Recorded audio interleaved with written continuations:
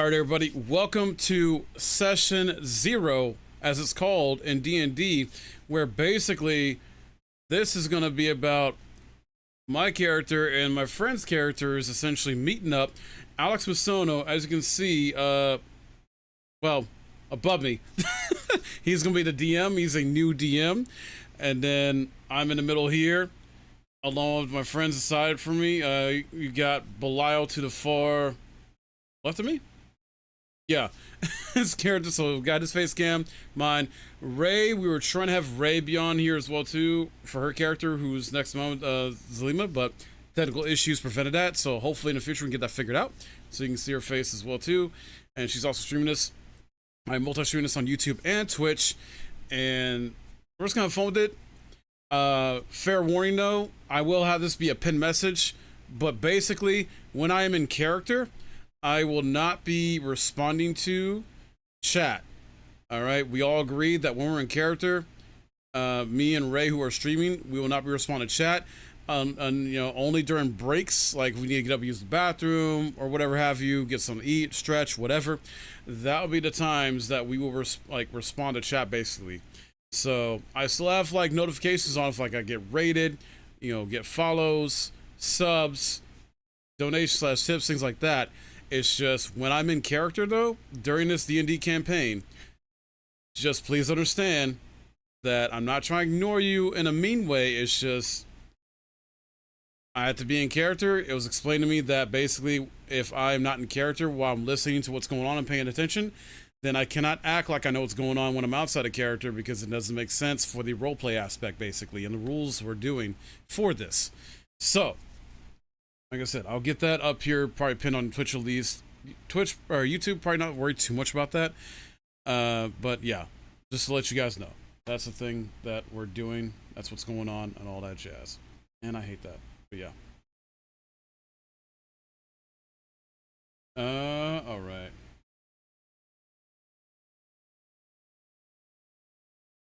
Let's see. So here we go. I'm gonna deafen my. There we go. All right. Was your cam frozen, dude? Yes. Oh god. And I need to fix your. I was looking down the entire time while Belial was just staring with like a surprised face in a sense. Oh my goodness. All right. So I think I might have found All right. something. Let me fix your stuff. I gotta fix your cam again, Alex.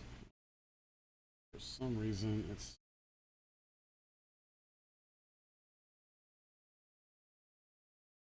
All right, talk again real quick. Blah. Okay, nope. Okay, nope.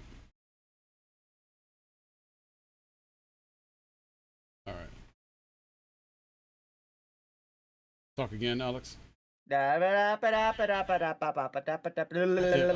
Trying to get rid of that green line. I know. There we go. Okay. Oh, bottom grill, just be ready. There's gonna be a lot coming from me that. So yeah, first ever campaign. Blau, you good? Your camera's not frozen, I hope? I have no idea. Okay, no, you're good. He's moving. He's moving. All right, so welcome in for those that are new here or returning. But yeah, like I said, first time chatter, bottom grill, welcome in. But yeah, we got a lot of crazy stuff planned, from organic character interactions, comedy moments, some serious moments, things planned.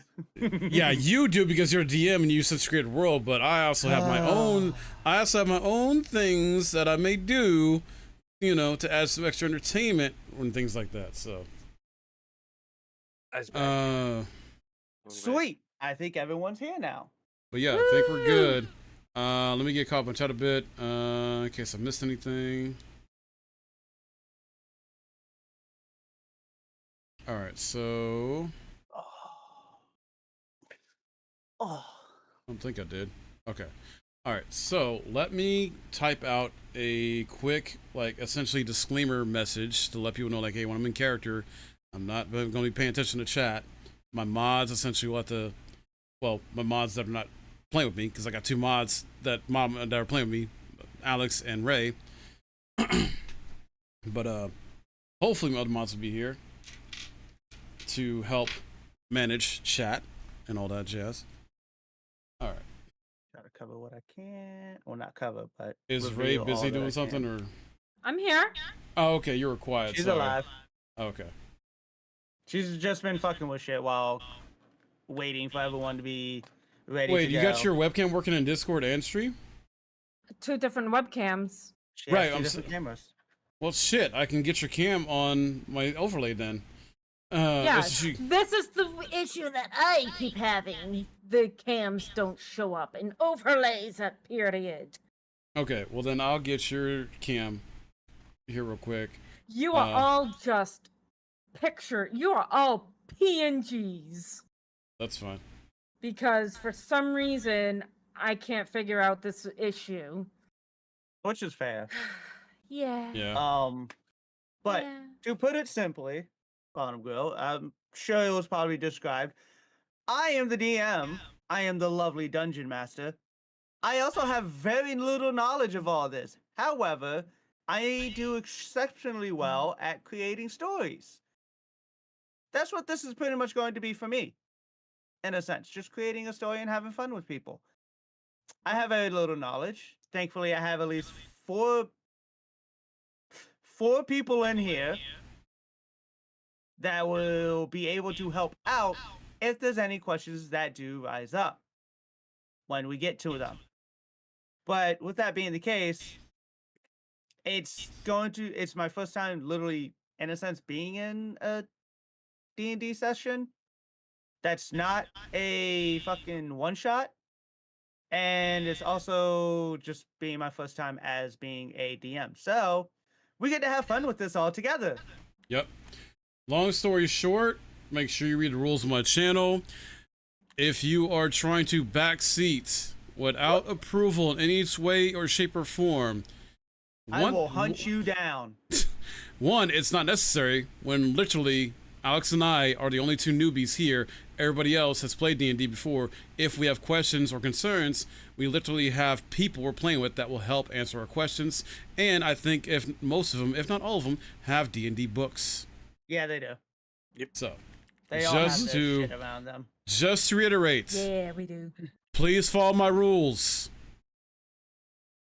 If you didn't take the time to read my rules or listen to my rules when it comes to backseating of any kind, hints, suggestions, etc., without approval or us asking the chat, you'll be timed out. Happens again, you'll be banned. Nothing personal, but that's how I run my shit. Hello, Nothing Ashley personnel, Gator. kid. And don't worry, I have M&Ms. You know what? I have M&Ms.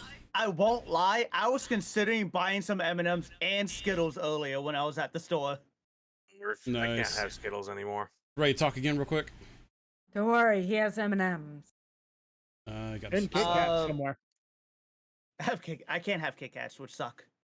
Kit Kats are downstairs. But actually, yeah, if you just pop back in from the phone call, again, as I'm listing, I am a brand new DM and a brand new player as well.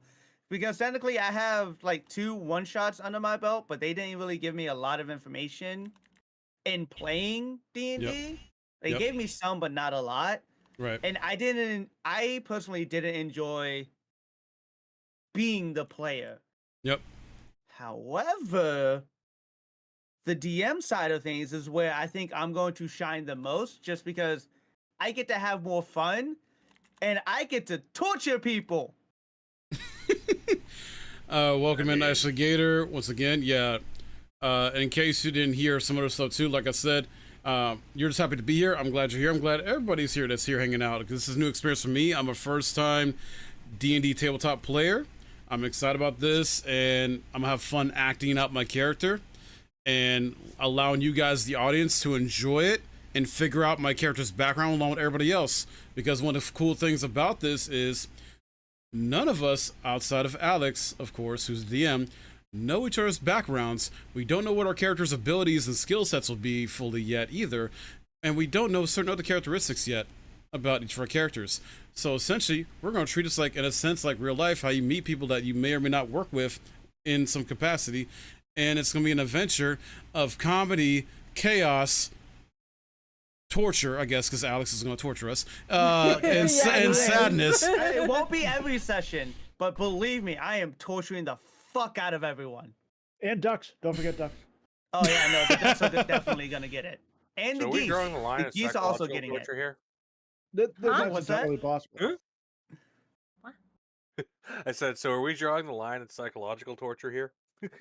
I mean, depending on the torture we're doing for psychological torture, maybe. Oh my god. You know what? I'm gonna keep you all your Listen, cameras D&D, yeah. for now. Also, real quick, since this was brought up to Alex, and I find it a very good suggestion, there will be an audio-only version of each of these sessions made by yours truly. All right. Now, I'm going to be multi-streaming this. I saw D&D and writing stuff. Well, yeah, we'll be taking notes too, as well, while we're playing it. So if you see me like looking or being a certain way, often I'll be taking notes of these sessions. Now, there will be an audio version I'll be making of this too for people that want to just listen to the audio version. That will be a Patreon exclusive though. Now, if you just want to have the VOD to go back to and watch, that'll be on YouTube, which since I'm multi-streaming this on Twitch and YouTube. If you are not subscribed to my YouTube, !YouTube, you can check it out there. So that way, if you want to come back to it and look at it later, or even listen to it that way in the future. But there will be an audio version only that I will get together from each session to put on the Patreon. That'll be available for tier 2 and above, just like the early access for the Hero podcast I do on a monthly basis. And then there'll be an same audio version will be given to Ray of Madness to get put on her Spotify. So if you want to listen to it through Spotify, you will need to either contact Ray or follow her Spotify. I don't know how that works on Spotify. I don't know. But We're all gonna. Oh my god, honey. But thanks for reminding me, Mike. I need to go get a pencil. okay. I need You're to not go gonna get a type it out, pencil. love? He's not gonna type it out. He's actually gonna write it all down. I don't even know what the Okay. hell y'all were just trying to say there. Y'all were Don't talking. worry. Don't worry about it. Okay. Don't worry about it. All right, I'm gonna pull you up as well and keep your chat off to the side so I can just kind of be a. Yeah, you're definitely gonna need Yeah. the chat off to the side. I mean, he's not showing anything besides like the map and stuff. Still, he doesn't have a sheet up. But I've only got 2 screens. Yeah. Oh, I know. Oh, trust me, I'm working with 2 monitors as well, and I got a lot of shit up on my fucking left one. Me Okay. too. Oh god. I got a love lot of how shit up on my everyone's a left one, and I PNG. still have to figure out how and when I'm gonna fit in notes here Oh, while keeping I see that you're over on my TikTok, Alex. I have to be. Just It's like the only spot that's not gonna lag when I have the map up. If I have the map up, everything starts lagging. If I'm not on the map, Really? everything's fine. That's weird though, man, because your PC's beefy.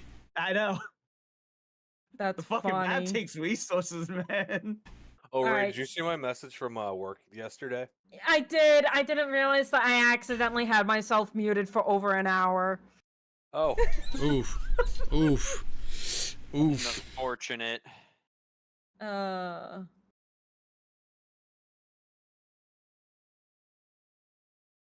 All right, I gotta route this disclaimer still. I will also lurk in Mike's chat.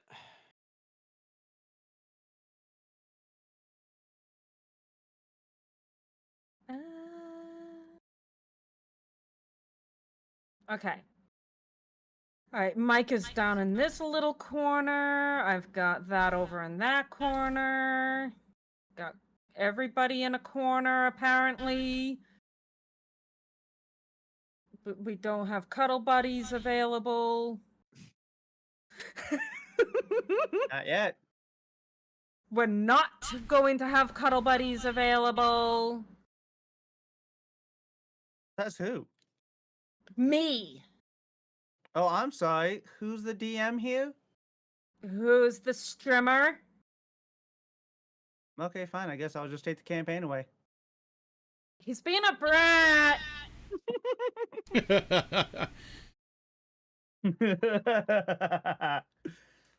All right, so I'll just take the campaign You know away. what? Ray, you're no Yes. longer allowed inside. I'll go along with everyone else. Okay, so this is how we're gonna do this. Absolutely squish. And definitely not a squish mitten. So we're not playing with octopus then? No. Not yet.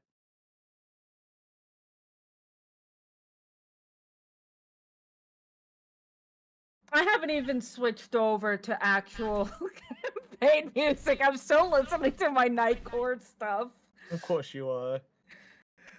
Welcome to a fantasy setting with Nightcore, I guys. know, right? I will know that once everyone's ready, that's when I'll go into a little bit of the world Well- background. Not too much, only a little, and then start from there. Actually, I've got the word pad up when I'm actually taking notes so everyone can see. Yeah, I saw that. Why not? I'm gonna kind of squish it over there a little bit. Maybe? No? Squish it just like that. Actually, A little squish. it's a little squish squish. His name is Squishy, and he shall be mine. I shall love him forever.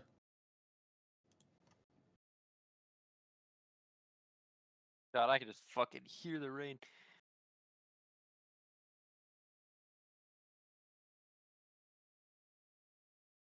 Which is not good if we lose a Ravi, it's not gonna be good.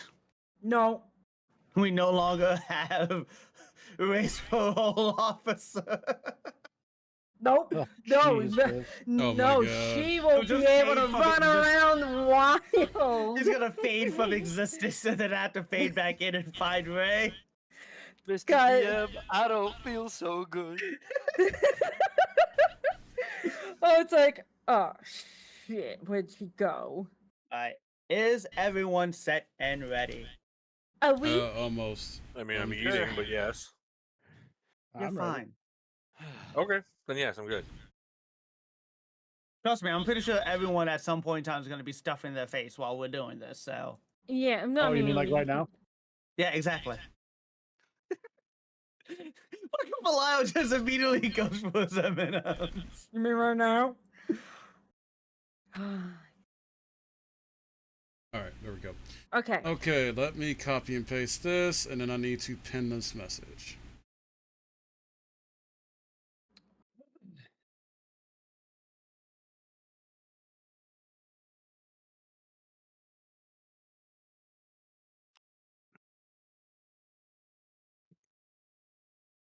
There we go. Right. There, now Okay. I've got the proper music playing. Okay. Oh, that reminds Alright. me, I need to put on some. I'm good. Let's hit it. Okay. Until we decide to name, well, not name, but change the name of this, we are going to be starting the adventures of Asteria. We're going into a world filled with, obviously, pretty much a vast of everything. Ogres, tabaxis, you name it is most likely going to be in this world. It is expanded upon from just a lot of different aspects that we will soon learn as to how some of these races came about. Now, in this world, we are going to have some wonderful adventures coming through. As you can already see, we have Kramig, Delora, Lolan, Selima, and Olvum. Now, we're going to be meeting these characters in just a second. But it has to start first with the prisoner and the parole officer. We are going to be starting in a wonderful, and I don't mean wonderful lightly, but a wonderful city by the name of Krakar, where our lovely character, Daylor, has been set as a parole officer for Zalima. If you two would like to get that started, you can go from there. Well, ladies first. How much longer is this going to take? If you're asking me, I have no idea. Wait, are you my parole officer now? There's like the what appears to be an elf, a very tall elvish man in the standard garb of the city, just gives the meanest, most bombastic side eye to Zilima. Meanwhile, meanwhile, you have this little, just barely 5-foot tiefling, normal, not funky colored skin, short purple hair, horns are intact, and Alex, do you want me to roll? Nope. In this Not yet? in session 0, that's not a thing. Session 1 is when it begins. Okay, that's why I wanted to ask. So, yeah, she is currently surrounded by security because she has spent the past few years in a prison and then later transferred to maximum security when she kept breaking herself in and out. So, looking up at you, do you have the paperwork? Kind of, Dalor just kind of looks tired. The type of tired that only single fathers of 3 can give.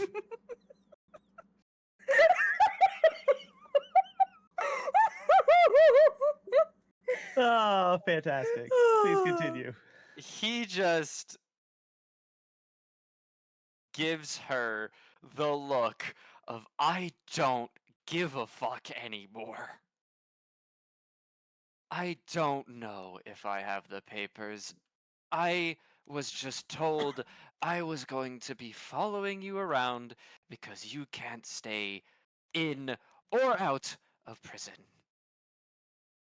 It's not my fault that I got friends with all the security and the guards, and it's not my fault that they suck at their jobs.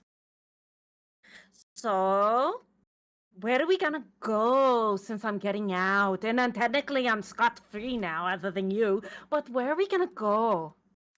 I don't know. Why What? are you asking me?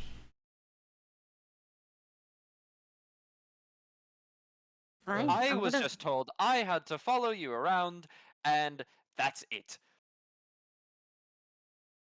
Wherever you go, I'm following. Fine, I'm So, thirsty. Give me your money, please. Because no. I'm broke. I'm broke. Well, he points to the nearest inn. I'm sure the Adventurers Guild has bounty postings in there. Fine, then you're gonna be my partner. Not by choice. I don't care, you're my partner. Rolls his eyes. And you just see her happily walking towards said direction. Come on, Slowpoke! You also hear a little bell ringing as she moves from her horn. He just rubs his eyes with his thumb and middle finger. Why am I always assigned to the crazies? And he follows after Zulima. All right. With the two of you now going out, in a sense, heading towards an adventurers guild, during the process of the walk, Selima, you are going to have a vision of a certain situation that involves the undead that you, instead of wanting to go to the adventurers guild, you instead want to seek a character out, one that we were going to be meeting fairly soon. You stop in the middle of the path as soon as you guys step out of the prison, step out of the building. You stop in the middle of your path and you start to have a vision of the undead rising and focusing on a cleric also trying to perform some type of way to make it more appealing, and I guess you could say, in wanting to learn about the undead themselves?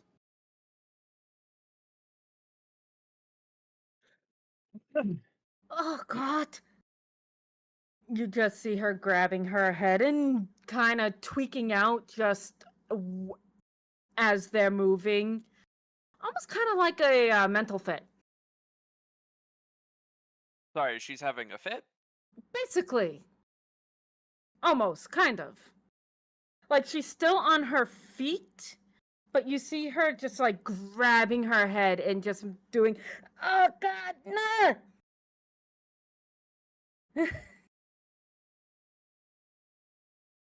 The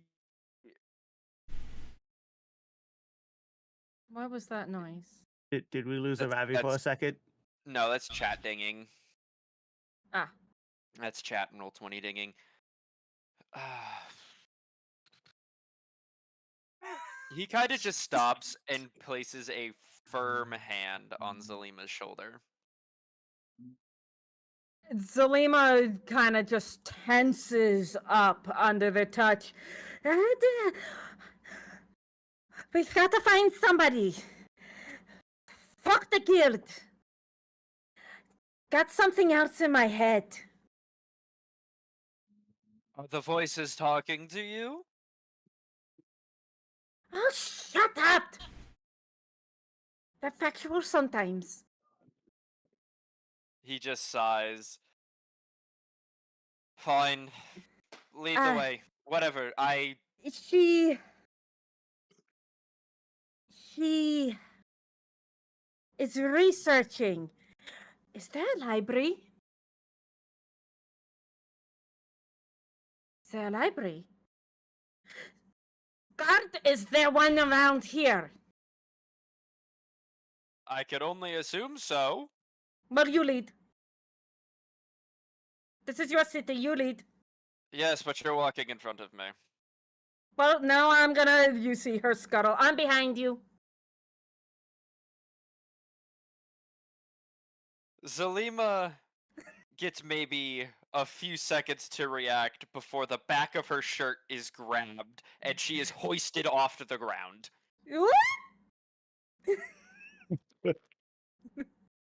Wait, how much bigger is this guy than Zalima? He's Salima's like barely 5 feet. yeah, he's got a whole ass foot on her. He's Yep. elf. He's elf. Okay, that's fair. Well, no, for the fun He's part. 6'5". Jesus Christ! I was waiting for that. He's got a foot and a head on her. So, Jesus, where he's parked she's over his shoulder right now? You said? No, she's not over his Alright. shoulder. He's literally holding her like how you would hold a cat by the scruff of their neck in front of you. Alright, you just see her kind of lay in his hand, limp like a dejected cat. And you just hear her mutter, "What? You go." And Zalima is being carried like that as they're walking. They're hoofing it towards the library now. All right. As you guys enter the library, you hear talks of a village in the distance, about maybe a day's walk for you both. Unless you take a cart, then it's about maybe only a few hours, but there's no carts available at this time. However, it's about a day's walk for you guys to get to this village by the name of Glosia. In this village, you hear of talks of a cleric there that is researching the undead, just little whispers about it, not too much information, just is there really, just like a lot of people going, is there really a cleric learning about the undead? Are they trying to take the undead out, trying to prevent it? Are they trying to bring them back? Are they really a necromancer? A lot of like whispers going on because obviously you're in a library. It's going to be quieter. With that being the case, you're being just hearing this faint information being driven to you just consistently over and over until finally the two of you say, screw it. I guess we're going to this place named Glosia. Now, obviously, you don't have a name for this specific cleric. All you know is that they are in this town, this far out town called Glosia. And you begin your travel there. Since you are doing the travel by walk, it's going to take you a day to get there. Obviously, during the time, you'll make camp. You guys will have your fits going back and forth, da da da. Going to be skipping that a little bit, but not too much. At the beginning of your new day, you are now continuing the walk. Just before you happen to reach the town, we are going to have our next character make their appearance. This character is going to be Promig. He's going to walk into town, into Glosia, far well off before Zalima and Delora get there. He's going to come into town and he's going to hear the same whispers that these characters heard inside the library. However, he's going to be hearing a name. Now, it's mostly coming from the adults. The kids are running around playing, having a fantastic time, not paying any attention to the adults because why would they? They're kids. They don't give a damn about them. As long as they're fed and they can play around, they don't care. But you start hearing this name of Ovum. Carmen starts to hear the name Ovum, hearing that they are a cleric, that they have helped the town in some aspects when it comes to healing in different ways, but has typically stuck to themselves and doesn't interact fairly well with general society. Just they don't know what's wrong with Ovum. They don't know what's wrong with her. They just see her as, sure, you can heal us, but what is truly wrong with you? They don't fully understand her at all. But in this instance, Karmic, you are going to find yourself compelled to hear the fact that she's off in a house that is kind of been repurposed into a clinic, but also a mortuary in the same sense. And you're going to head off down the trail to this wonderful little hut, basically, as to where we are with Ovum, and you're going to go inside. You're going to see that the door's slightly cracked, but you're still going to go ahead and see if Ovum is there. I open the door and take a big sniff of the room. On Bro. upon smelling, at least, you're Bad going to idea. smell a lot of chemicals in a way, like a lot of like different chemical style smells, but also death at the same time. Because while you're walking into a mortuary that is also a clinic, you smell a lot of different things that would help for healing and whatnot, but then you also smell a lot for what would be used in preserving bodies and other aspects of that nature. So smells I have become accustomed to over the years. Smells you would, at least the smell of death you would become accustomed to, yes. Okay, so I walk in and kind of look around, see what's going on. At this point, you're going to hear a very faint, like humming, almost singing, coming from the basement. All right, I'll walk over to the basement door, just kind of give it a knock. Hello? Singing continues. I continue down. Okay, so you're going to go down maybe about a flight, and it's like it's not a spiral staircase, but the stairs leading down lead to a turn to the right, a very sharp turn to the right. So you're basically only seeing a wall as you're walking down that first set of stairs. And as soon as you take that right, actually, I should probably mention that the smell of death is almost overwhelming as soon as you open that door. And so you take a turn to the right, go down the smaller set of stairs, and there you see Olvum, dressed out in her long robes, basically almost touching the ground. She's about, oh, hold on, let me pull this up. I forget how tall she is. She's about 5'8", so not small, but not large either. And she's decked out in her robes that are about on the purplish side, but also have some greens and yeah, just very dark greens involved with it, almost starry like too, with a little sprinkling about. And she's got a short black hair, almost a bob cut, and from what you can tell from her hands, because yeah, she's doing all this barehanded, she don't give a fuck. Uh, she has almost bronze skin, and she's about wrist deep in a cadaver right now, just singing to herself. Is the wall solid or is it dirt? Um, it's solid-ish. This house is falling apart. Basically, you could tell she's given no real care to the house itself. She just seems entrenched in her work. The basement is going to be a mix of rough patches with, in a sense, using like dirt and clay. It was mostly solid wood at one point, but to the fact that it's been pretty much tossed to the side in a way for repairs, most of the repairs you see looking around at all the walls in the basement is going to be a lot of just like dirt and clay and like anything else that could just be shoved in as a makeshift repair for the wall. Okay. Then if that's the case, I was gonna knock on the wall to kind of get her attention, but it doesn't seem like that's gonna work. um. So instead, I will take my hammer, just kind of clank it against my armor real quick, kind of like loud enough for her to overhear, just so that I don't startle her. Should I make a perception check to see if I actually hear that?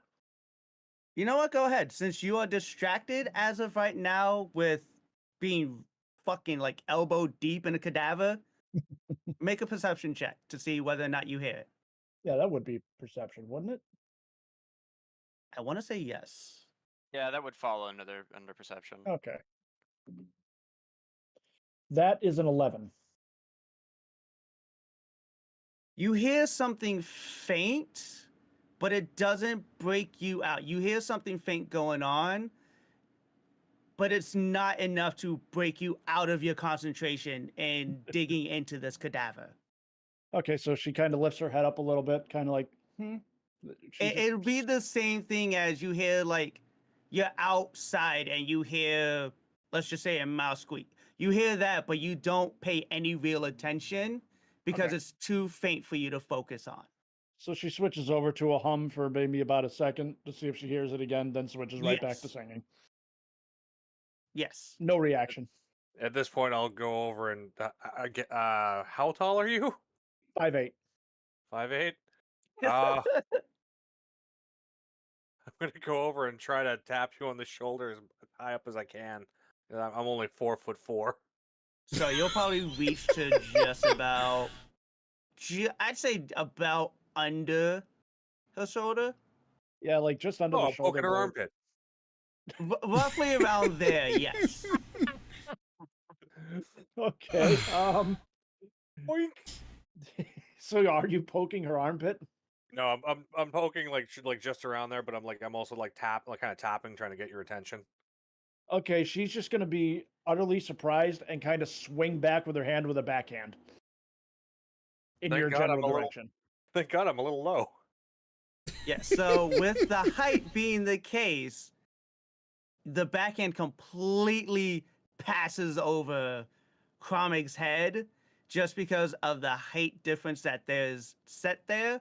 Since Ovum doesn't understand that, hey, it could just be someone smaller than her trying to get her attention. She goes to swing anyways, just in case, but realizes she makes no connection to anything and happens to see the Dwayga standing there pretty much extremely close to her, trying to get her attention. Oh my god. What are you usually in the habit of sneaking up on people like that? I knocked multiple times on my way in, and even I tried to don't get your answer the attention. door. I don't answer the door. I'm busy. What do you want? Well, I had heard that you might be able to help me. That depends. Well, it seems Actually, no, I wait, have. hold on. You can't help me with something. Hold on a second. She goes back over to the cadaver just digs both hands in and rips out the intestines and hands it to him. Here, hold that, and just goes Okay. right back to her work. I just hold it for a second. Look around for a container. Yeah, there's no containers. You're gonna look around You- and you- you just- see like rotted flesh like almost everywhere. Things that were once organs are now deflated and damn near jerky like, just sitting on shelves.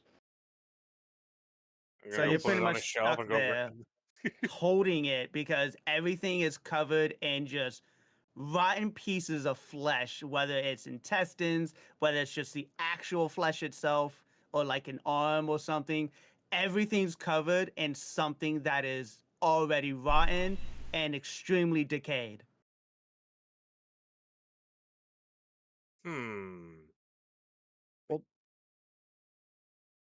Anyway, state your business. Like I said, I was I came because I was told that you might be able to help me with a condition that I have that I'm trying to fix. A condition? What kind of a condition? Let's say it's a condition where I try to eat things that I shouldn't. Ooh, interesting. She immediately gets eye level to you, and without even asking your permission, just digs her hands deep into your mouth and kind of pries them open and starts looking into your mouth. Yep. I just Now, kind when of let her did do that for a couple seconds before I'm just like, not quite like that. I can't unhinge my jaw. well, fucking and she just so when did this condition start? She's still got her fingers in your mouth looking in. About 5 years ago. Pretty much what I hear is 5 years ago. I'm headed now. It's like, oh, that's very interesting. Didn't get a word of that, but anyway, you, your teeth are remarkably in good shape. Great diet helps with that.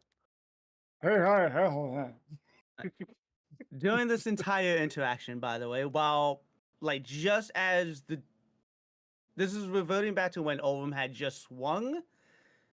The two of you are still continuing this interaction. However, Zalima and Delora have finally made their way into this village as well. This town, this little just kind of offset town called Glosia, same as you did. They just kind of walked in and they hear the same whispers that Kromig did earlier.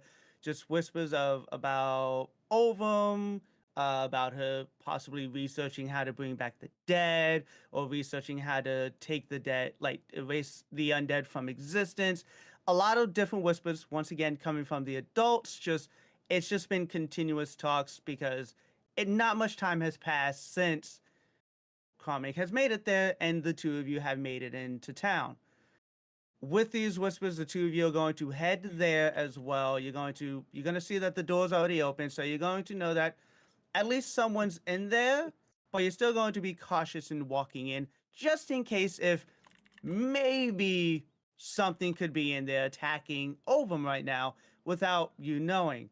As you make your way in, you hear the two of them speaking. You hear it's still faint, but as you get closer to the stairs down into the basement, the smell of death and decay, the overwhelming stench hits you guys No. harder than what Nope. it did in the It's beginning. literally like where you Right. see. Sweetie. Sorry. Sorry. No, you're good. I'll let you know when you can go ahead. Right, you're fine though. No, I'm gonna stay muted. The two of you smell the stench of the dead and decay, but you also smell the stench of chemicals that would be used in a sense like healing and things like that. But as you made it closer to the basement, that smell of the chemicals quickly fade away, and the smell of death and decay overwhelmed the two of you as you hear Ovum reaching down inside Kromig's mouth and noise come from Kromig. So you start to worry something's going on, but you still make your way down the stairs to see the two of them actually just talking and wondering why Ovum has her hand or fingers inside his mouth for a moment. We should probably also mention the fact that it's still dirty from what she was doing before. Yeah, Yes. no, the hands have not been washed whatsoever. Yeah, no, her hands have not been Disgusting. washed. They are still covered in blood and viscera from the body. Disgusting. Disagree. Dalor just kind of gives a what the fuck expression, like eyebrow raised, kind of just like, huh? Meanwhile, I'm completely unfazed by the taste. Meanwhile, Zalima looks, you see her tilt her head, tilt it the other way. Well, this is a fun way to meet new people. Honey, there's no fun way to meet new people. Immediately goes back to looking inside of his mouth, and now she's like starting to pull on some of his teeth. Did you know that this one's living? Yes. Yeah. Your point? So why does it look like you're trying to murder him? I'm not trying to murder him. I'm simply trying to figure out why he eats strange things. And dude, you really need to brush your teeth. Just saying. I need to do what now? Exactly. Oh. I just hear that Yeah, pretty much. At this point, that is all you hear coming from Kwame. that is all I hear. Is a hand in the mouth, and obviously from what you would expect from a hand being in the mouth, you're it's all you hear is just muffled words coming from Kwame. You don't make a lot of sense of it, but you can pick up bits and pieces of his dialogue, of what he's saying, through the horrible muffled sounds from having a hand deep inside his mouth. Should we give you two some time? I mean, this is a new kink that I've never seen before. Maybe we should leave them alone. I, what's a for kink? once, agree with you, Crazy. I'm not crazy. Sometimes. Okay, insane. Excuse me, Mr. Big Armor Clad person in this room. You're the one that looks crazy. I am It's- armor cladded as well. I'm pointing at the big elven person. I I- just turn to Ravi and speak in Elvish. I mean, is this a thing around these parts? I knew I was locked up, but I didn't know I was locked up for this long. He kind of responds back in common. I don't know. I just transferred here from the capital city 3 months ago. And anyway, at this point, Olvum seems to lose interest in the Dwagar and kind of like pushes him aside by the mouth, mind you, so very uncomfortable. Pushes him aside and immediately gets up back on her feet and walks up. So, hi, I'm Olvum. How can I help you? And she immediately shakes Zalima's hand. Oh yeah, And this is covered in gore and spit. Salima's standing there, gloved hand, by the way, being shaken, and she's just like, oh, well, at least everybody else is seeing you and not just me. Is this a common problem? Can I help? Ngwegwe is right next to me. He's a turtle man. I just look over at Ravi's character, and He is giving bombastic side eye to Zalima. It's just the most intense side eye anyone has ever given anyone.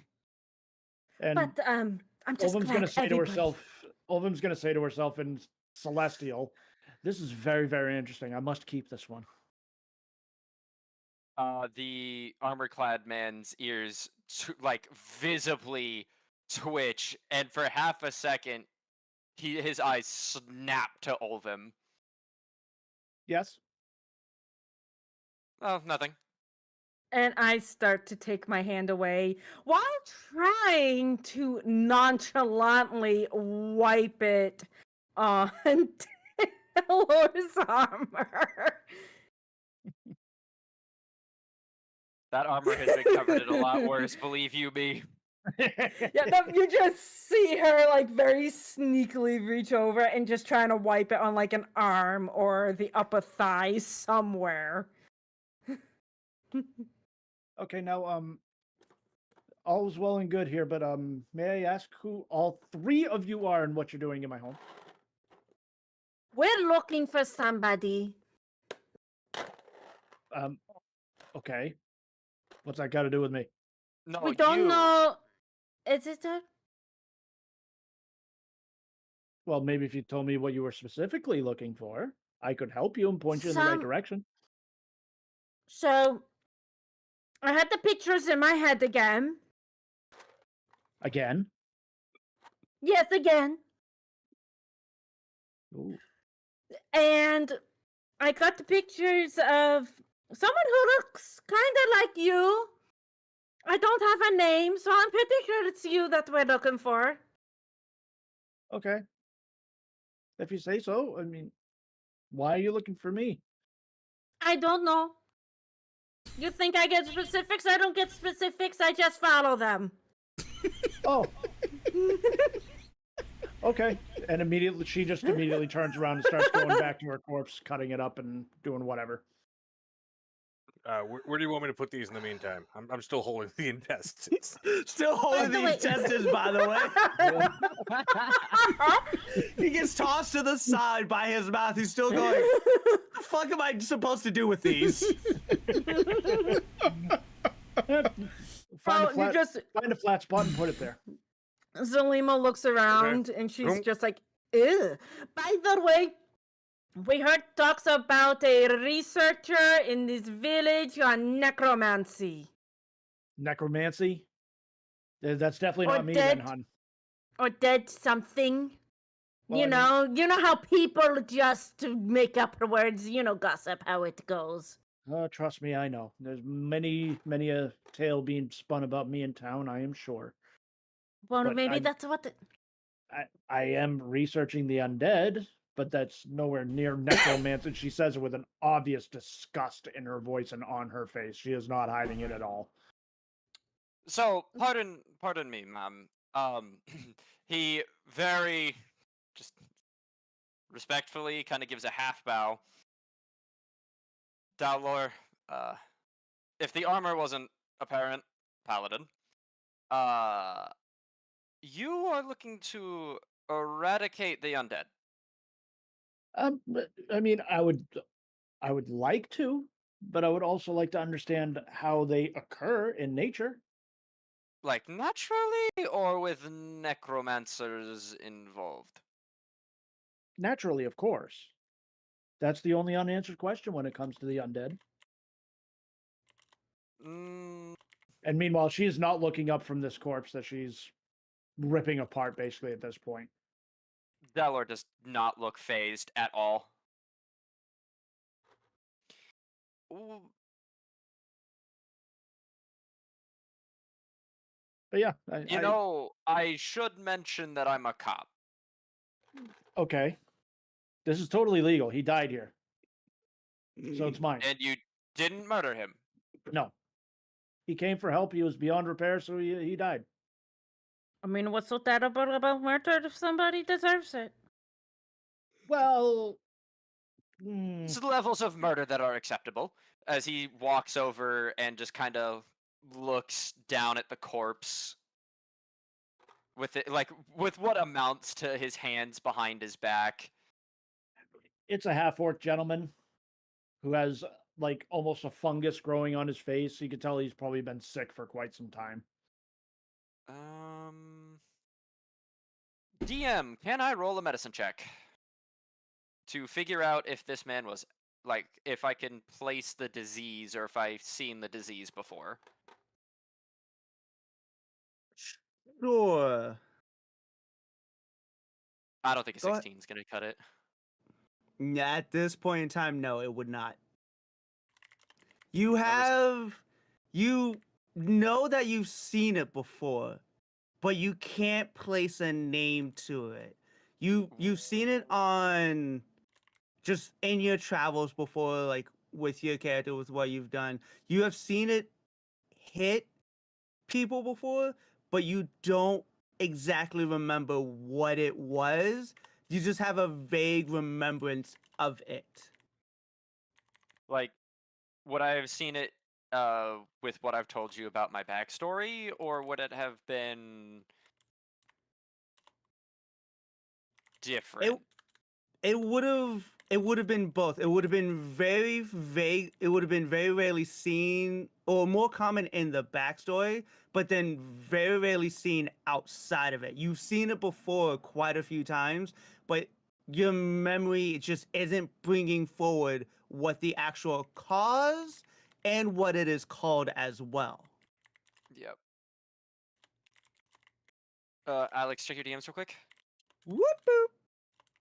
And so after all that, friggin', she just looks up at him. Anything interesting, or Oh, no, it just I've seen this before. I just can't place where. oh yes, it's starting to become a little more common in this area. This is the third one this past 3 months. And they thought I was the threat. And at that point, she just kind of like takes her hand out of the chest cavity, kind of flicks them off a little bit, walks over to her desk where there's a few candles lit and a big old book. She jots something down and grabs a sandwich and takes a huge bite of it and puts it right back down. So, I'm assuming you're studying the disease, correct? Well, Well- besides the undead. Well, I mean, this subject obviously has the potential to become the undead at some point. I mean, I don't know what would cause it in nature, but that's what I'm trying to figure out. Have you ran any tests that would indicate if this disease is magical or not? Oh no, this is not magical. All of them had the same basic interactions somewhere out in the woods. This one was a lumber worker, and the previous one was a hunter, and the other one was a hermit that lived out there for years. In the forest surrounding the town. Yes. Hmm. Almost sounds Sounds like like a there's something new out there. Yes. It's possible, but I really don't give a flying hoot about the disease itself. I'm just waiting for this one to start twitching again. So do they all come back? No, none of them have come back yet. Meanwhile, while all this is going on, I just pull a jug out of my bag and then just say the word beer in Dwarven and just start drinking. As you do that, Zalima gives you a side eye. What's that? Oh, nothing you should worry about. Why? Oh, it just gives me a couple things for certain amounts each day. Huh. So anyway, what are you all doing in my basement again? Oh, that one led me here. He points to the tiefling. Tiefling just waves like, hi! I'm her parole officer. Yes, I just got out of high security jail because they got tired of me constantly breaking in and breaking out. And then there was a little accident when somebody died. And while she's talking, you He just see was Olvin 3 kind of, days from retirement. I don't care. They are stuck with me now. and at that point, you just see Olvin kind of sidestepping to put the table with the corpse on it between her and Zelina. But I was gonna go to the Adventure Guild and find work, and now here we are. We met you, lovely. She just looks over her shoulder. Where? Lovely. What? I think she means you. Yes. Well, I certainly did not mean you. She is right. You are rather ugly. See, at least we've got something in common. I'm not debating that.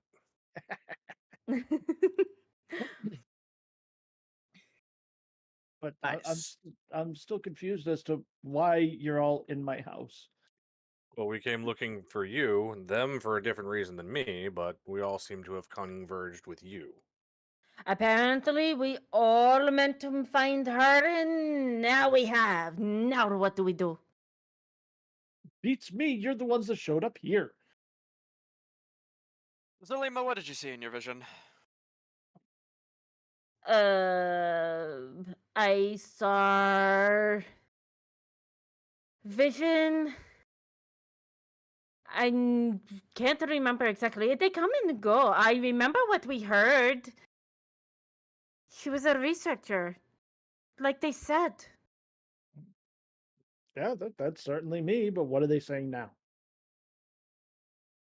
You're not as crazy as I am. Debatable.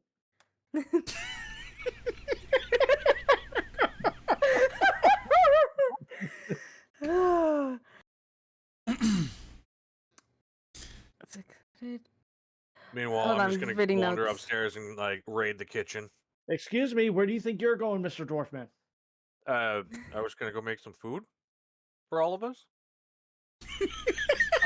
Judging by what I saw in your teeth, no, you're not. What'd you see in my teeth? Listen, I know humanoid flesh when I see it. It's what? Wait, you eat human? Ew, you're gross. If you want Just to a eat, grab his arm. long, deep sigh that At comes from Dalor's direction. At that point, friggin' Olvim just grabs a bone saw from on the wall and just kind of chops off a finger and goes, "Here, chew on that." I just hold it, looking at it, being like, "What? Huh?" Don't act like you don't know what I'm talking about. Just eat it if you're that hungry. Not that hungry. I was gonna go make us some actual food.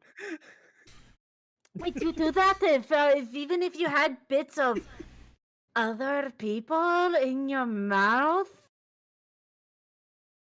There's a Good. long story behind that one. Oh, I'd like to hear it. Not at this time, Why not? because it's a one that's it's a very long story that I don't have the time to tell right now. But we don't have time now. At We're this trying point to in figure out what's time, going on. as you guys are having this conversation, you hear a loud thud back upstairs on the first floor. Oh, Now, it seven sounds like hells! What is this now? It sounds like a door slamming shut.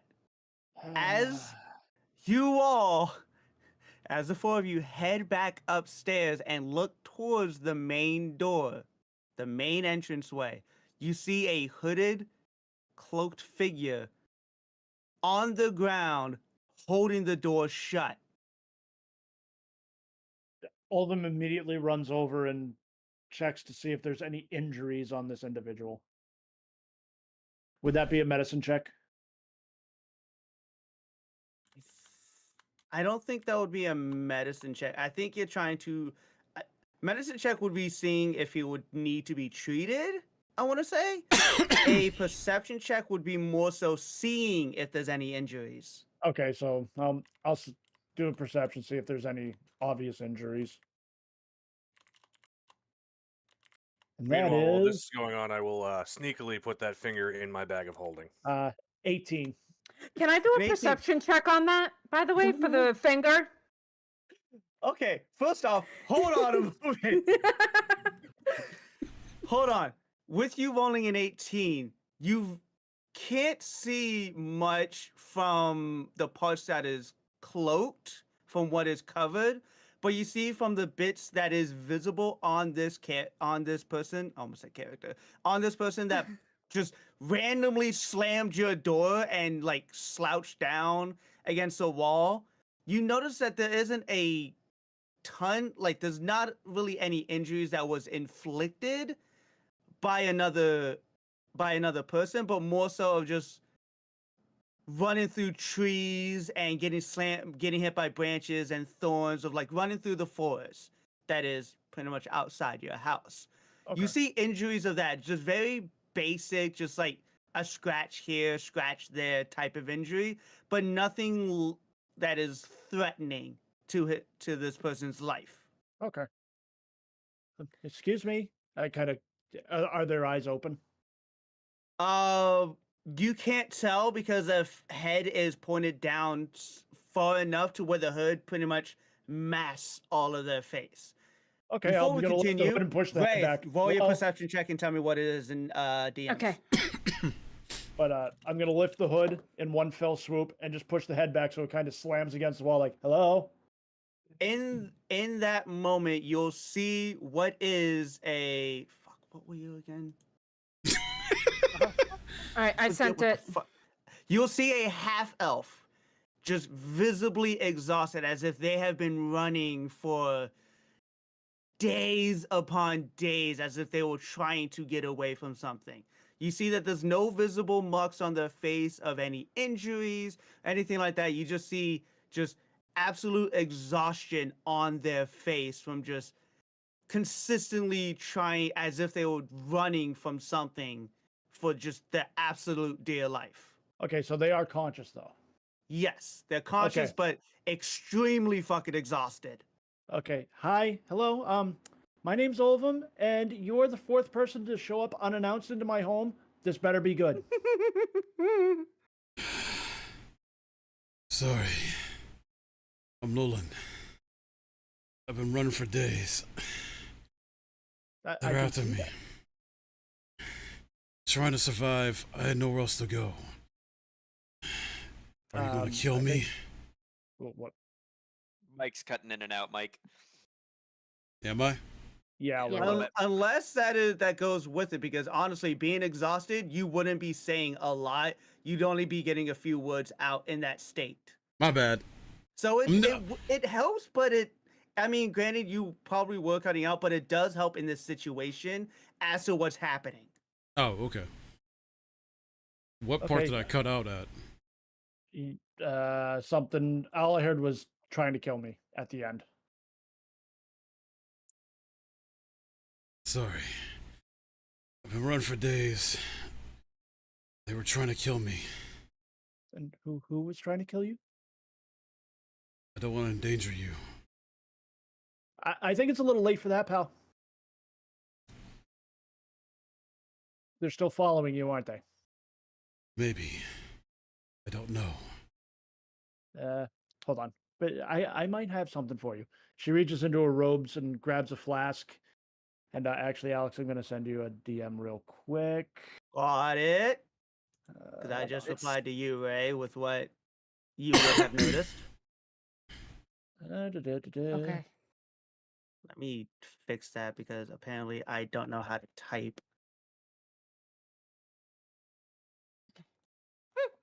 All right, I It's look at this away. point when Dalor just pops up, kind of having half overheard the conversation, but also trying to do his job of keeping an eye on Zalima. Knowing that there is absolutely no other way out of this place, he feels comfortable walking upstairs. Meanwhile, she disappears Homer style through the Oh, wall. already upstairs. Um, And What a anyway, bastard. so I'm gonna reach in. Olvum's gonna reach into her robes and hand this person a flask. This might make you feel better. Thank you. so as your character begins to drink it, Mike, immediately the taste hits your tongue and it's just it's one of the worst things you have ever tasted. You immediately spit it out and throw this drink to the side and just start trying to cough up and get the rest, just try to get this flavor out of your mouth because of just how horrid it had tasted. Oh, God! What horse shit did you give me? He picks up the flask you just threw. Oh shit! Sorry, wrong flask. That's bile. Fucking reaches back in and fucking. gets What another is flask. wrong It's with gonna be better. you? What? You really are trying to kill me. What is wrong with you? I am not trying to kill you. I'm trying to help you. Are you sure about that? In a sense. What are you? Some whack job? I mean, I've been called worse. Depending on who Pretty you sure ask. half the people in this house are whack jobs. Let's be real here. Maybe Gwegwe. Who are you Talks to people? an invisible turtle. You leave him alone. He gives me good advice. Does he? Head in hand. It's fucking done. Yeah, you just see. Oh no, I'm sorry. You see Zalima walk up to Lolan.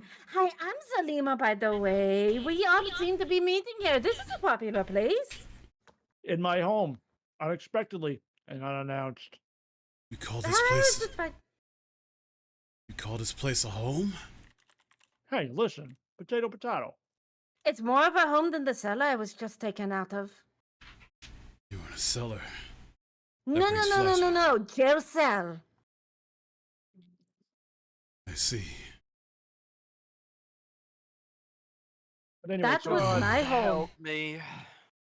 Oh, you'll be fine, you old I just fart. turn over to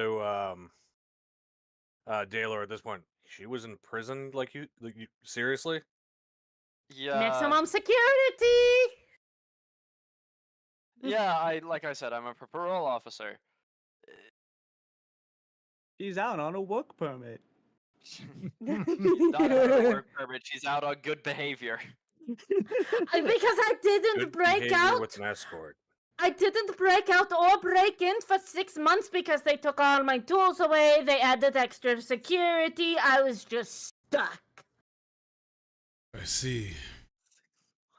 Dregor, who are you? Oh, I am Kromig. I offer out my hand as a offer of friendship. All right. My character proceeds to shake the hand of the Dregor Kromig out of respect, even though he still has a look in his eyes of not sure if he should trust him. No one's trusting anyone right now. Least of all Olden. no shit. Everyone just literally, No, right? everyone just fucking slammed into her house pretty much like at random moments. No one's gonna be, if anyone's gonna trust anyone, Ovum's on the bottom of the list of trusting any of you. Legit. Well, I mean, to be fair, at least I didn't just come in slamming the door. Also true. This is Mm. also fair, but continue. Well, hopefully these people weren't following you because I don't think I could take any more visitors. Or maybe we No. can just flay the flesh off of their bones if they show up. If you do that, you're going back to prison. What if I do that? Just Not if- You're look also going to prison. away. You look There will be- away, old man. There will be no flaying of flesh unless they attack us first. Then it's no hold bars. Okay, good. I'll settle for So that. self-defense is okay. I'm with the tiefling. I say we freaking fillet him. Well, if we flay them, then that one over there, the short one, can eat them. What the fuck? You're a cannibal? Not by Oh no, choice. that's this one over here. And he points to Kromig. Oh. You. Stay the fuck away from me, or I'll shoot your dick off with my magic. Don't worry, I don't Why go after would you living want targets. to? Why would you want to shoot its dick off? And if you do shoot his dick off, can I keep it? Why would you shoot its? I Fuck. mean, I'm sure there's a lot more worries than shooting off his dick. Look, you do what the fuck you want with his dick. Okay. Maybe we I'm can just send giving to him a one of his legitimate threat. brothels. I'm just letting him know not to fuck with me and not try to eat me. Alright. And the best Again, of what I do, reiterating this, do not go after living targets. I don't follow your rules, lawman. Okay. Fine. With that, you do you. Oh, okay. Glad we're all on the same page here. I need a stiff drink. I hand him the alchemist jug. Here, have a sip. Or you can have a sip of this. She hands him the flask that once she gave to Lolan. I wouldn't trust that. He takes the fucking alchemist jug and side eyes fucking Ovum.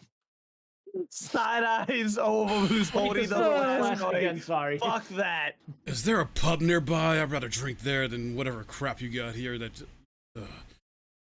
Literally, I just gave him beer. Takes it. He's just going for it. He's just going for it. See, I could make So- 4 gallons of beer. If we go back to the main city, which is a day away from here, so I don't suggest we do that now, but if we go back to the main city, then maybe we can go to the Adventures Guild and then find something to do. Oh, Miss Orvin, would you like to join us? Not particularly, no. Please. Well, Ovum, might I make a suggestion? By joining us, you would get a more varied chances to research subjects in the wild. That New would have way. to be a persuasion check, I feel. Oh yeah, good point. Good point. Yeah. Yeah, if you're trying to persuade Ovum to join in Yeah, that like- sense, you're gonna have to beat. It's probably gonna be whatever number you roll, isn't it? It would be a contested, I believe, between persuasion and I think it's Ravi- a charisma save. charisma save versus his spell save DC, right?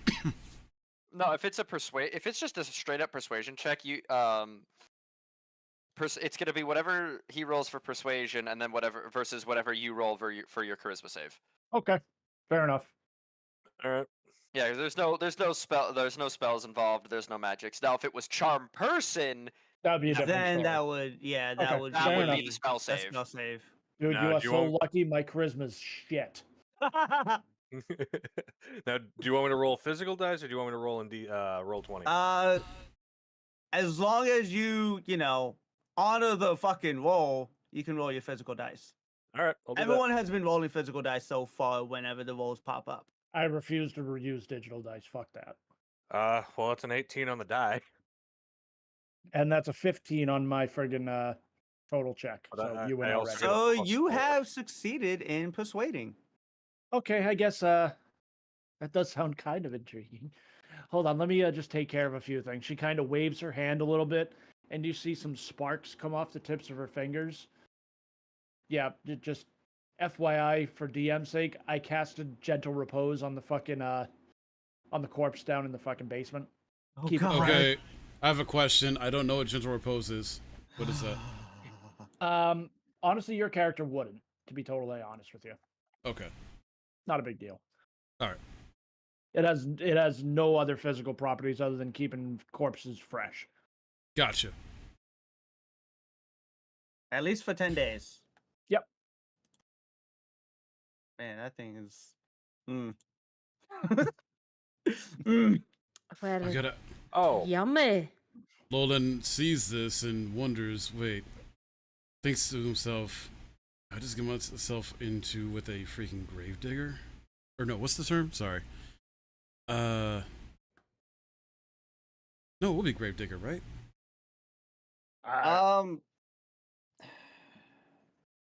Not necessarily, because I want to say you haven't really. Your character doesn't go digging into graveyards. No. Yeah, so not necessarily you. But my character will probably assume that maybe as a possibility, like seeing what he just did. All you you- saw was her casting a spell. That was it. You haven't seen. Oh, the okay, all you okay. saw I've were, seen like, it go. the Okay. sparks come off of the sparks from the spell come off her fingertips, but that's it. You wouldn't know exactly what was done or anything like that. Okay. Unless you made an Arcana check. Which I did not. Yeah, if you're not wanting to make an Arcana check, you wouldn't know anything about it. Okay. You would just Sorry, see the sparks, and that's about it. No, you're good. Still You would learning. just see the sparks come off of Ovum's hand as she starts to walk away to do what she needs to do, and Oh yeah, that she's would packing her be things. yeah, that would be roughly about it for what you would see. Oh, while she's doing this, I will cast Prestidigitation and clean her gloves. She wasn't Yeah, wearing that's a good gloves. idea. That's a good And idea. hands. Hands, remember hands? Ovum doesn't have gloves. Ovum went full on, barehanded, elbow deep into a cadaver. Sorry, I meant Rachel's character. I clean her gloves and then Olvum's hands. I cast it twice since it's a cantrip. Oh yeah, because technically. Oh yeah, it was. Yeah, I had an icky glove. Can I make an Arcana check to see who did that? Sure, go ahead. That's a 12.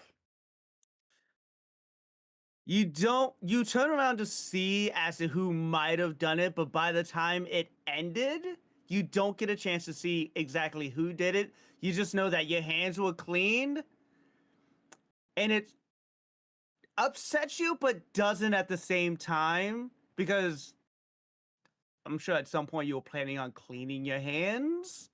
But it's one of those things where since you didn't do it, like you Oh, didn't right. go through the process I to know. clean your hands, it hits the point of, I hate this, but at least my hands are clean now. It just kind of looked down like, oh. Yeah, pretty much you got destroyed the satisfaction of cleaning your own hands, Of the gore, that it yes. upset you with it, but Okay, not then I enough cast it to again and cause a dirty him scene. back up. I mean, honestly, Well, all, no, it says I can- Owen has to do is just go back downstairs to the corpse and just shove her hands in again. She's fine. The spell says you can instantaneously clean or soil an object no larger than 1 cubic foot. Oh, That's piss your pants. Wow. Piss your pants. Oh my god, that reminds me of this one time my warlock and my friend's wizard literally in the middle of the town square just started fucking around the prestidigitation and pissing each other's pants and then cleaning our own pants. oh It's my a fucking God. cantrip. It was hilarious. Yeah, you just continuously cast it. It doesn't matter. Right.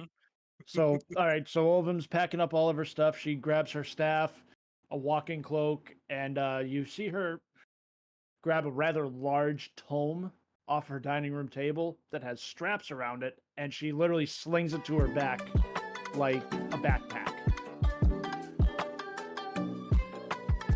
I'm getting ready. That doesn't hurt your back.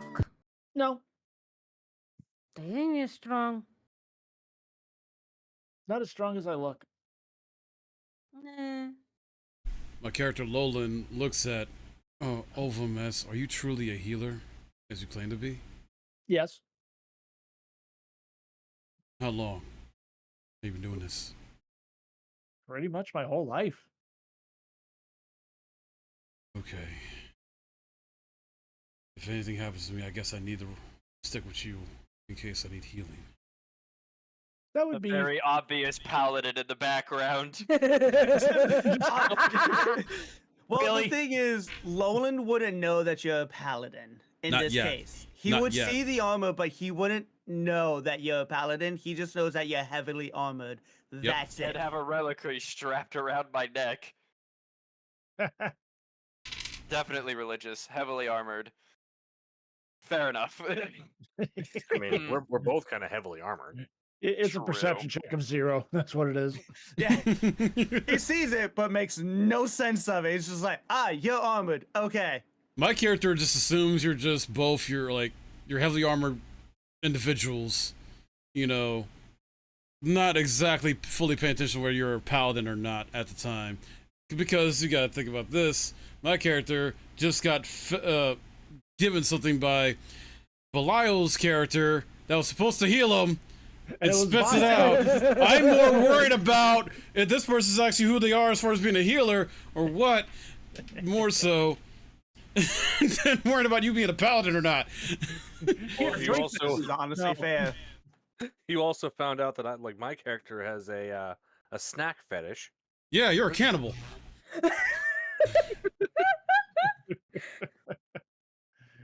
Okay, so she's putting out the candles everywhere and freaking she's like, okay, everybody, get the fuck out of my house. Let's go. Yeah, you could not say that any sooner. Delor hands the jug back to Chromig and just fucking walks Fucks out. off, basically. Just leaves while also I- dragging Zalima behind him. Yeah, Zelima Oh, is wait. getting dragged by the horn. Hey! Before we, You just before we hear- leave the you house, I just just take hear one giant ding, ding. swig and then put the alchemy jug away into You the bag just of hear holding. the bell from her horn constantly jingling It's like from it's him dragging. My character- it's like a oh. kid being dragged out by their ear.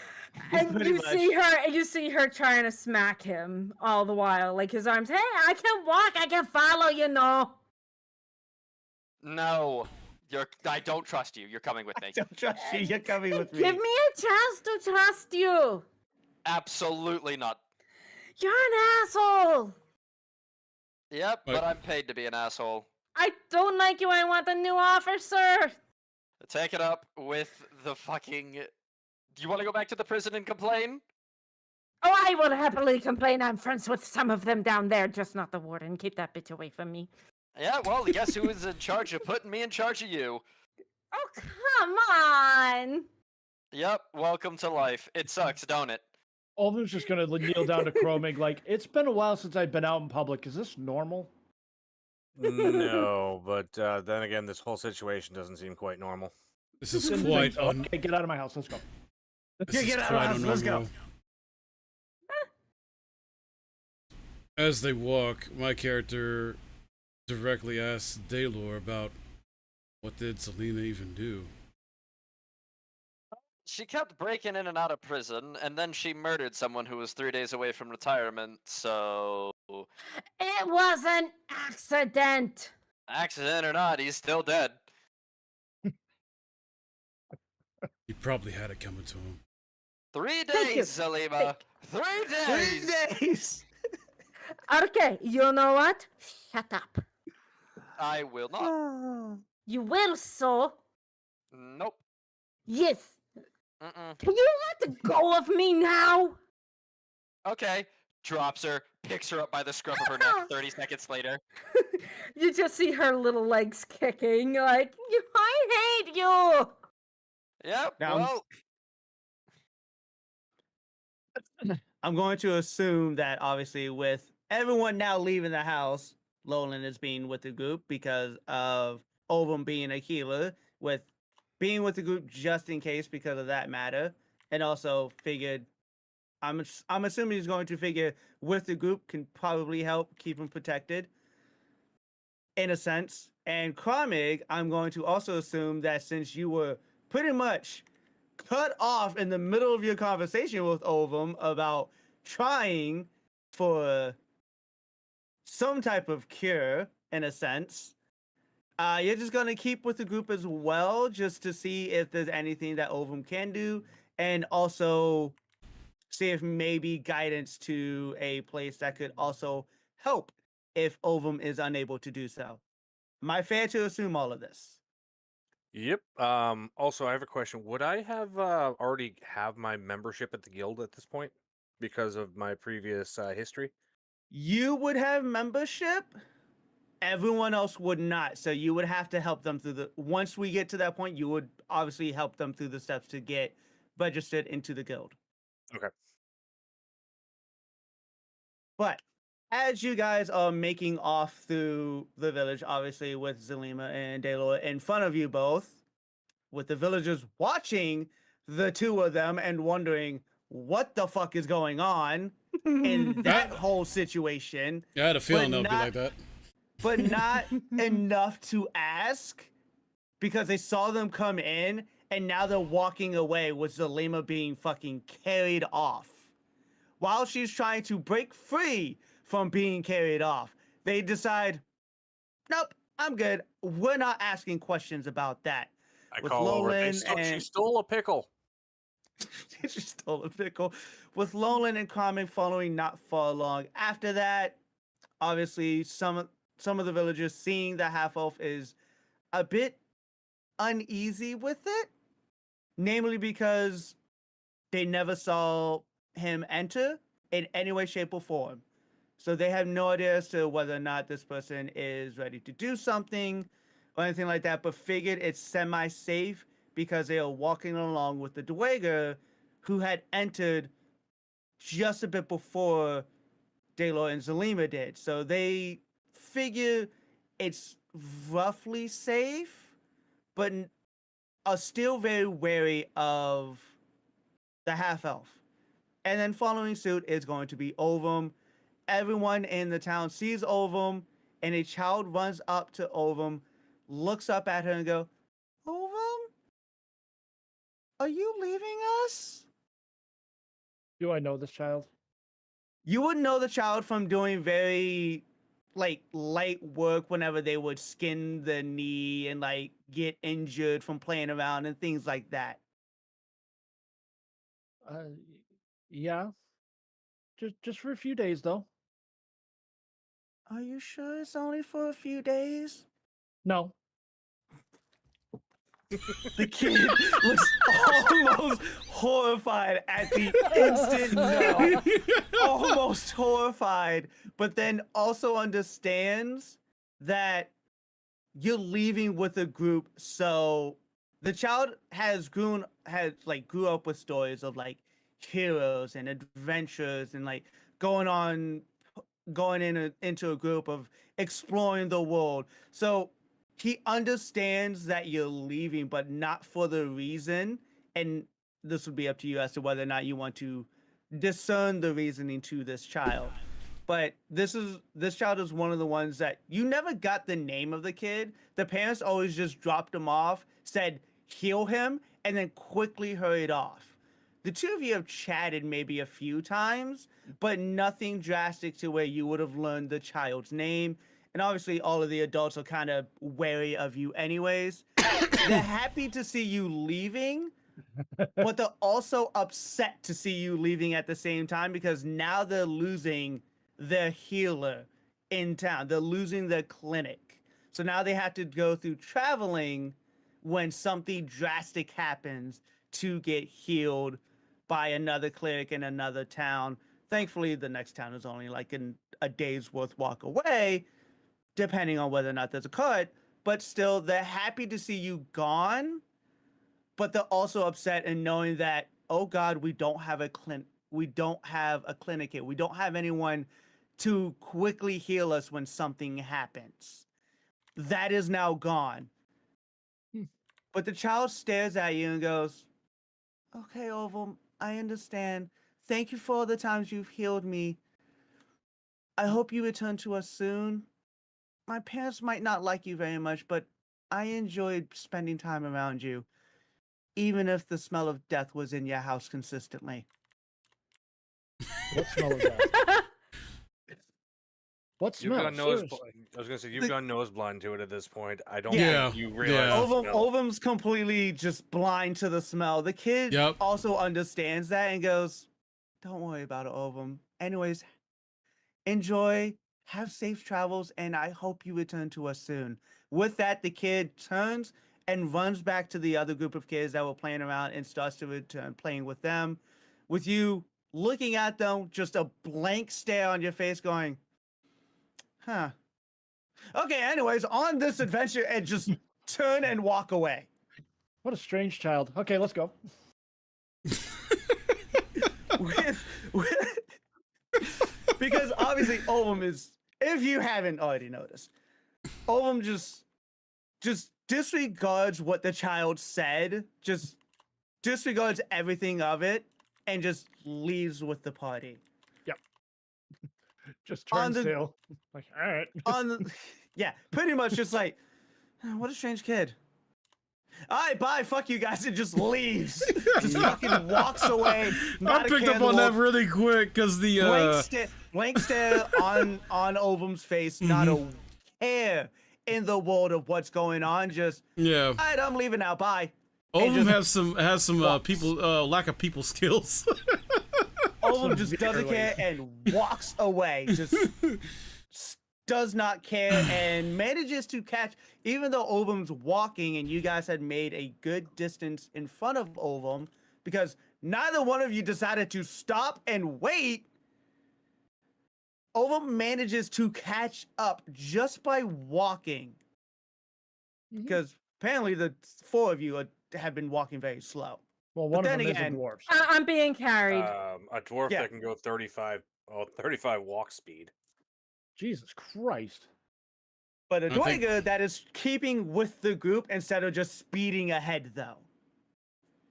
Nimble little You're keeping in line with the rest of the group. As much as it's killing you inside to go faster, because that's what you're used to. The rest of the group is just kind of like at the same pace. So you dumb down your walk to go. This is fine. I wish we were going faster. We'd be fucking in the town in less than a day. But this is fine. I'm okay. Ovum manages to catch up to the group, and other than the two in front constantly bickering back and forth, because Dale is not gonna let Zalima down, and Zalima wants to be let free. You all manage to keep up, and you find a spot to rest because it's starting to hit nighttime. It's starting to go to the point to where walking is just going to hinder you guys more than it would to benefit. Even if you're not far away from the town, you still have maybe like half a day of walk. You want to pretty much take a rest because, well, the five of you still don't know a lot about each other. And this is going to give you guys a chance to sit around and at least try to chat a bit. If you're willing. If not, you can be very silent while I'm assuming Kromig goes to make a meal. But before I do, I go to looking to see if there's any like rabbits or something I can catch nearby. With the look around, you happen to see some footprints of rabbits, deer, the like around. And if you're willing, you can go ahead and ask. I could probably say it'd be a bad idea, but you can go ahead and ask one of the members of this newly formed group to go ahead and see if they can assist in catching some food for dinner tonight for you to make. Does anyone want to help me catch some dinner or catch some food so I can cook it for dinner for all of I us? can go with you. I'd What? really rather not, thank you. I If I did can not. be put down, I can go with you. Oh yeah, I forgot. Delos just still holding Zalima like no tomorrow. Yep. Yeah, he drops her. Full on. Just full on, just let's go, and watches her drop to the ground. Lolan sees this and turns to Daylor with a look of like, and tells him like, so are you gonna go with them, or is it going to be me? Make sure he doesn't eat her. I'm not No, gonna eat her.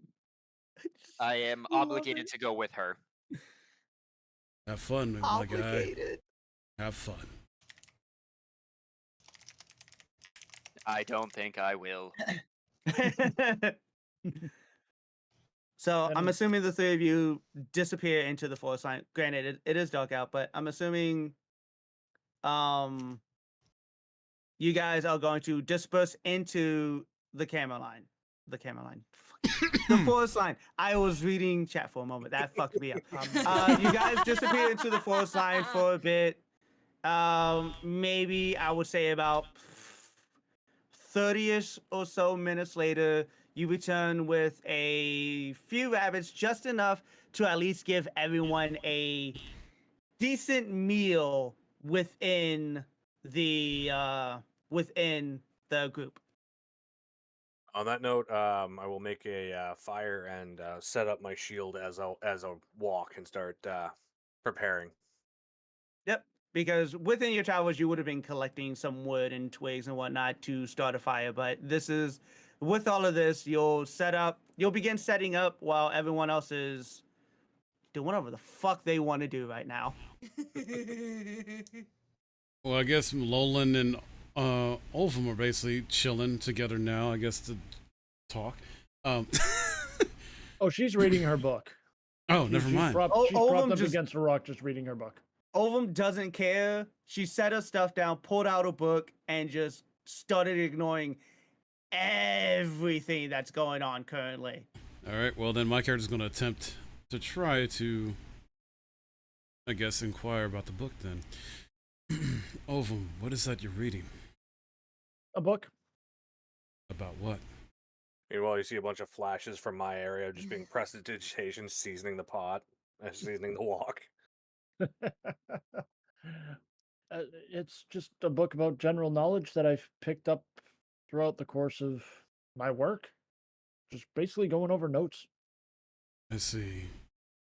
Nothing on sorcerers? Nope. Why, are you a sorcerer? That I am.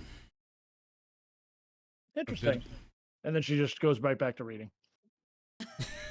Interesting book. Interesting, my book. Have you helped out sorcerers before? In the sense that I've kept them from dying on occasion, yes. You are good to keep around. I guess one would say yes.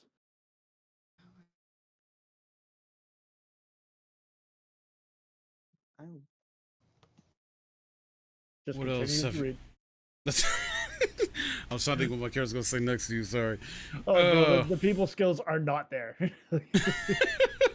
I know, and with this being my first D&D, I'm like trying to adapt. It takes a little bit, but it gets there.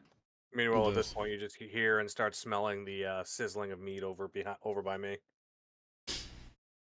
Does this meat smell normal? Yeah, like is it rabbit meat or something else? It is rabbit. It is all rabbit meat. Oh, thank God. It smells good. Yeah, You certainly don't have to would, worry. I actually used animals. certainly would taste better than what I found in his teeth earlier. I bet it did. Wait, what? Wait, what? It's like Lola knows none of this. Wait, what? What the hell did I miss before I came to you? A lot. Would you like to, expand upon that? Not really, no. Fucking got it. I need to at least try to trust you people. That would be actually quite recommended. Considering I'm a loner and I normally don't join groups. Yeah, have to Selena, can you try to say that a little less intimidating? Fucking shit. That would be recommended. No, I mean, she's not wrong. This is true. I'm always right. Don't tell me you're that kind of woman. No. Don't tell me at that Oh, jeez. The guard! Guard! time. God. Hey, Doodle, I think she's calling you. Poodle. Oh, my bad. He Taylor. is. He was in the middle. He had his eyes closed. He was in the middle, clearly, of doing something. But his eyes slowly open to the world's most tired dad expression that anyone could give. That is a group. I love it. What do you want? The magic one's creepy. That's my problem. How? Well, you're my guard now. He closes his eyes and just goes back to doing whatever he was doing. Close his eyes. Just I'm done with this shit right now. Done. But at this point, I probably should have finished cooking and started giving it out to everyone. Yeah. At this point in time, you would have finished any cooking that was happening. You would have finished it already, and you're slowly starting to hand it out towards everyone that is around that you're feeding in a sense, which is just a group. You hand it off to Ovum, Lolan, Daylor, who's still with his eyes closed, and hopefully is going to open them at the smell of food in front of his face. I'll knock on his armor real quick, but to make sure he's And awake. you hand it off to Zalima as well, while leaving your portion of food back near your station of where you were cooking. Zalima sniffs her food. Lolan also sniffs the food. Sneeze, sneeze. It's sneeze, rabbit. sneeze. I'd say exasperated, like over by where I'm finishing up my cleaning. Look, I I just just found. wanted to make sure you didn't put in bits of something else from that basement in with our food. I'm just trying to make You sure took you're not. something from my basement? You don't You know. gave it to me. Oh, that's right, the finger. Yeah, you Wait, might what want to is- chew on that real quick. That's gonna rot really fast. You what? You gave him a finger? You, Yeah. He threw that finger away, though. I saw it. Are we? What? What's going on here? Don't worry about it. And I go back to eating. Don't worry about it. Just eat. You're fine. You just Nolan. had to be there. Lolan thinks to himself in his head, "Am I dealing with another Sweeney Todd? Wait, who the fuck is Sweeney Todd?" What are you talking about? He said it in My his kid head. said in his head. Okay, sorry, my bad. It's Sweeney Todd. Yep, Olven's just picking at This it. is She's what not it's really me, eating it. She's guys. just kind of picking out what she likes and just kind of chewing on a Just little bit of it. Picking out the bits that she wants and nothing else. Yeah, Dalor is eating. Only eats the vegetables. He doesn't eat. He doesn't open his eyes, but he's still eating everything. This motherfucker said, I'm just gonna not care and just eat with my eyes closed. Bro is trying to meditate. Leave him alone. My character's eating and actually is enjoying the food and even says it tastes like chicken. A little gamier than chicken. Yeah? See Zalima starting to eat, enjoying it. And she sits there. Quickly, you want some? Lolan then turns to Crowman with a look of curiosity. Says to him, "So besides being a cannibal, what's your story?" Used to be a soldier for the Dwegar Emperor down in the Underdark. Got sent on an expedition. Only survivor. By becoming a cannibal for a while. Now I'm trying to figure out how to get it to stop. Okay. Actually, I'm trying to figure out how to get it to stop. You just asked me to. Yeah, it's semantics here. Semantics. Okay, I give you credit. At least you are aware of this and are trying to better. I didn't want to be like this. It was just the path that led me down there. Could you have not taken a different path? Considering I was the last remaining member of my entire squad and was trying to survive, not really. It was either that or starve. Hmm. How unfortunate. I chose life. Commend- Life is good.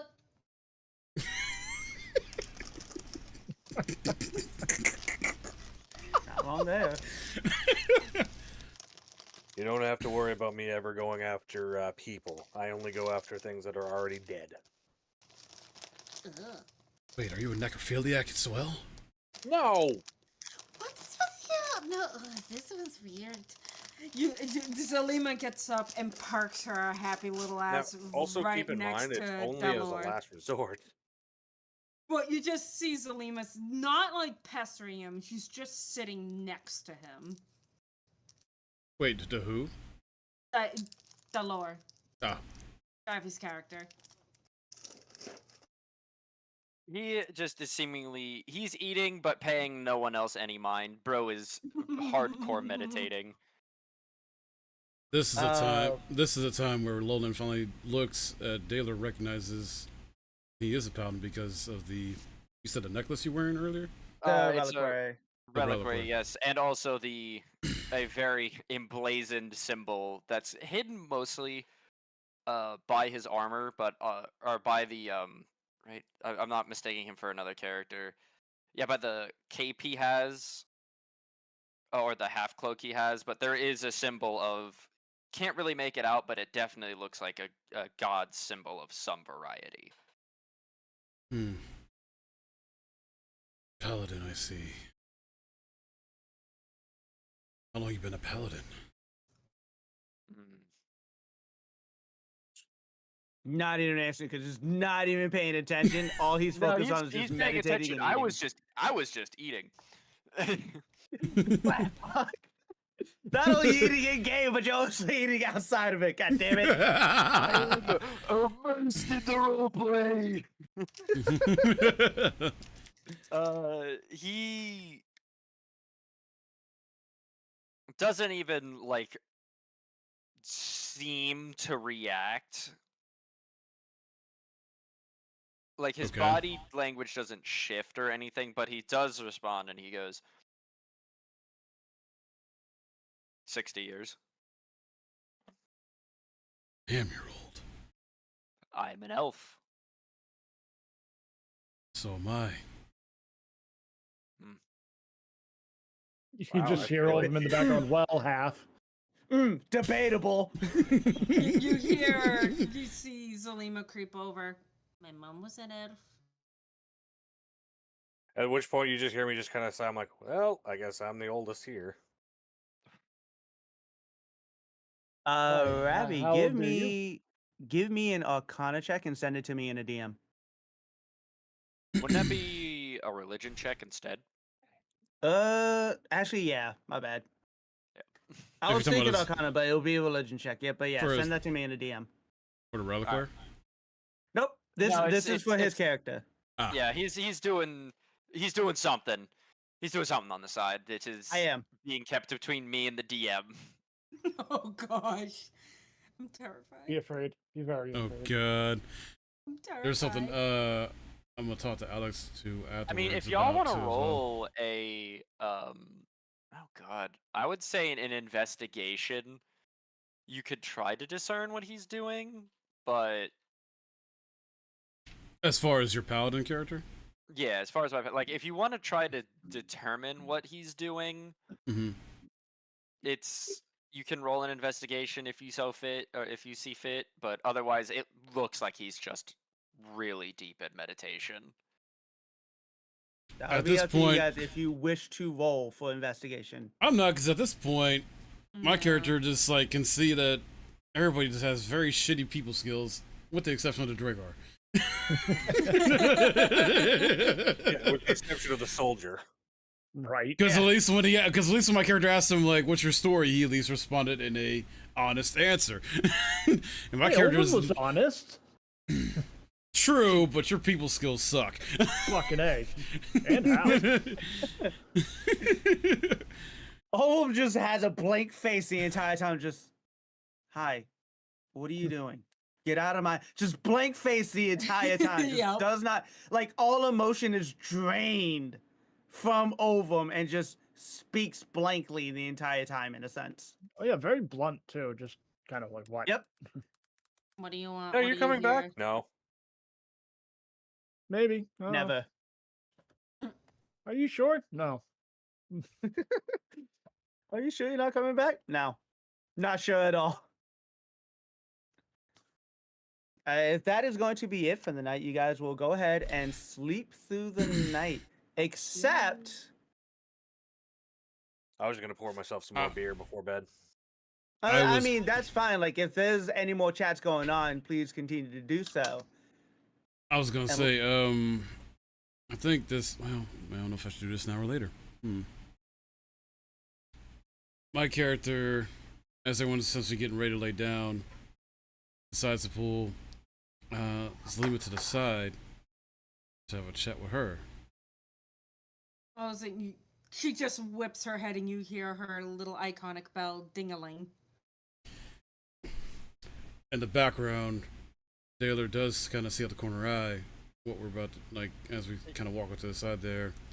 Still his keeping- eye, he does keep an eye, a constant, like, at least Mhm. one eye on Zalima, but he seems entirely uninterested in what they're doing. Fair enough. What do But you there want? is a very audible and very loud groan of annoyance that comes from the paladin. That comes from Dalo just. It's more so just one of those, "Ugh," and then he mutters something. He mutters something to himself in Celestial. Do I hear that? Depends how far away are you, because he will try to mask this. So Um, I'll roll that stealth check. I'd say about 10 to 12 feet, no more than that. Yeah, I'm gonna roll that stealth check if you want to try to roll perception. Yeah, I was gonna say Ravi roll stealth and Belial roll perception and see which one is the highest. Meanwhile, I Yeah. just walk over to Daylor, just hand him a mug of beer. Fuck. Thank you. I got a 14. I got an 11. Yeah, you do So- not So hear. you do not hear. You hear faint speak, but you don't hear what it is. You know, in a sense, you know it's celestial, but you don't grasp what he's saying. Okay, never mind. I figured with it being that close enough, you could at least recognize it's celestial, but it's not loud enough for you to discern anything of what he's saying. You just hear that he is speaking in the tongue that only you, the other person in a sense, at this point, because no one else has picked up on it, that you know, like you pick up on the hearing of it, on the I can't fucking think of the word for it. The But dialect. it's just, yes, you pick up the dialect of it, but you don't hear what he's saying in any form.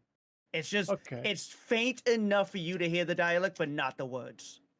All right, so I'm gonna go actually sit next to Dalior and say in Celestial, so you're one of us, huh? What do you mean by one of us? One of the Aasimar. And this is all in Celestial, mind you. He will continue to respond in Celestial. He cocks an eye. I don't know what you're talking about. I'm fucking rolling deception, by the way. Oh, Jesus. This is another So perception, you isn't it? you would No, have to roll. that's a nat 20. Oh, Oh, for well, fuck's shit. Never sake. mind. Wow. You're fucked then. He could. Yeah, that would be an Yep, insight. That would be an insight, and he could still beat me out if Yeah, you nat hold on, 20s let's see. himself. Oh yeah, if Let's you see. happen to okay, so with your nat 20, what would that be together, Ravi? 24. 24. He So beats me. I got a 9. Ooh. okay, yeah, no. Woo! If I was gonna say if you happen to get a 25, then you wouldn't know that he's lying. If But I since nat you got- 20, it would have been a 26. Oh yeah, no, you would have hardcore beat me beat him out. out then. You would have beat his ass out. But since you yeah, rolled a but I did. 9, you're deceived with it. It's so low. It's just like she buys it hook, line, and sinker. Okay, so where did you pick up Celestial from then? The church. I was taught by an Azamar, but I'm not one. That's very interesting.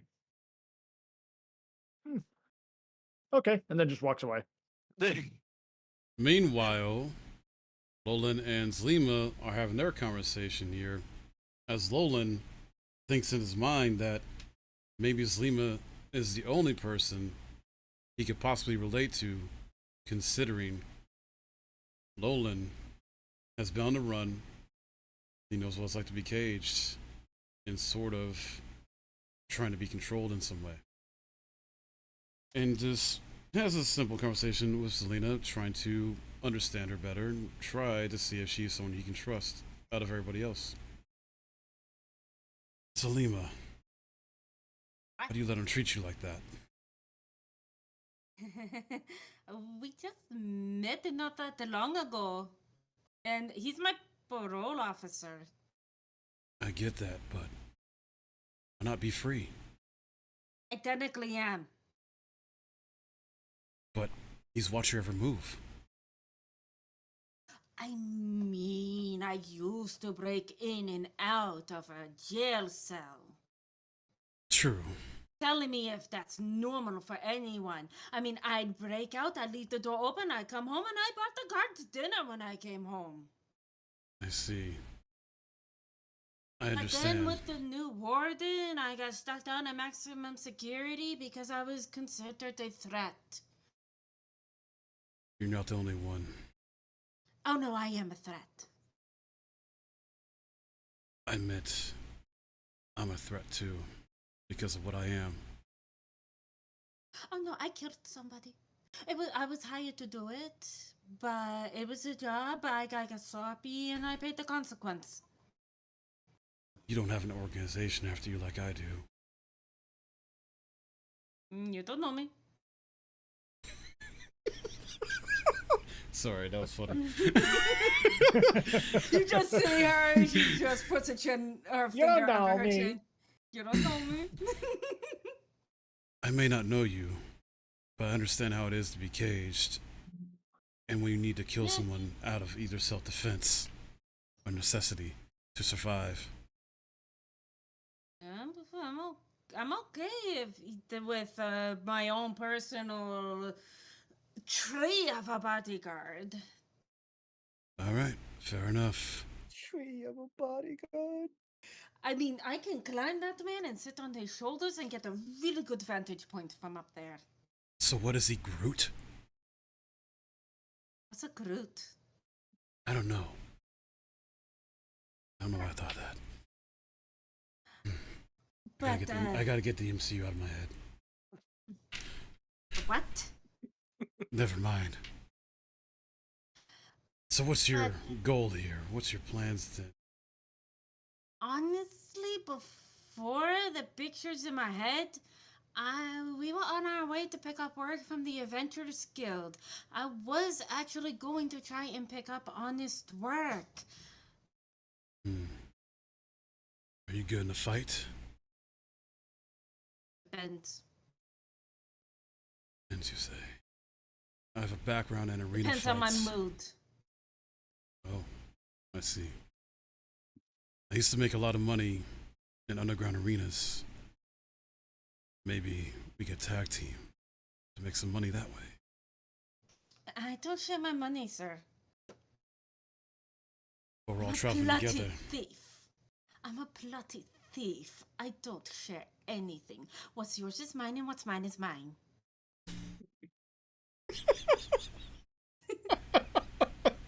I mean, No, I know that's her character. It's fine. That's fine. In the pillow mold. I see. I'll watch my back then. You got any money on you? Not for you. But you wouldn't buy little old me a drink? Depends. Maybe Meanwhile, someday. you hear me loudly sloshing down a mug of beer. Not that drink, but just a drink. It takes an entire coin purse full. And she just kind of puts out her hand as if trying to coax him to hand over his coin purse. And my character backs away, walking back, like looking at her like, no, you're not about to steal from me, basically, with a look in his eye. Oh, I'm not trying to steal. I'm trying to get you to give. Trying to get you to give. Just willingly give me your money. I don't give anybody my money. I don't trust you yet, or any of these people yet. So far, everyone's been out to try and kill me. Do you see me with a blade? Do you see anybody here with a blade at your throat? Not No. yet. Not But since we met you. We could have just left you in the mud and just kind of walked over you. True. Who knows? One day you might decide that I'm a loose cannon or a liability. Who knows? But maybe you'll earn that drink from me someday. Come on, Ugwegwe, let's go back to Dero. And then now, Zelima and Nolan essentially end the conversation there, and then You just Holden see goes her down. turn in the skirt of her shirt because it comes down very, very low, like that back skirt. You see it fan out a little bit. You see that little shimmer of metal in there. So you can tell that she's got like sheaths and pockets all sewn in there. right. And you just kind of see the quick glimpse of that as she turns. Nolan thinks in his head to himself, what the hell did I just get myself into? goes down to try and get some sleep. Goes lay down on the ground. Yeah, Zalima goes up to her parole officer with the bag, sticks it on his side, and uses him as a pillow.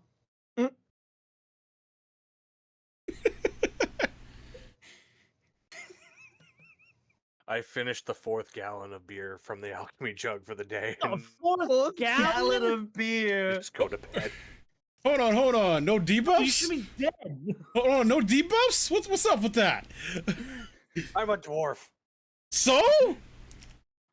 Technically, in this sense, dwarves would be very heavy in anything dealing with alcohol. They would be, in a sense, resistant to it. They can Oh, get so but drunk, me though, I get a debuff if I drink too much. but the thing is, you are not playing a dwarf or a dweger in anything of that sense. So yes, you would get affected by it. I mean, since technically it is poison, I do have resistance to it. Oh my god. Yeah. Fucking The technicalities, come on. It's 4 gallons, man. Even a dwarf would be like, okay, I'm starting to feel a little. Oh no, be like fair, he's I've already- going to be waking up with a horrible hangover. He's gonna be waking up fucking Not debuffed with happy. that. Yeah, he's not gonna be happy with what he's waking up to, but he will be getting hit because he drunk 4 fucking gallons. Considering after what he just had to do, yes, he will be in a sense waking like he's passing out fucking drunk, and he's going to be waking up with a hangover. all right. Don't worry, I know how to do these things to a point. Oh, the fairy's back.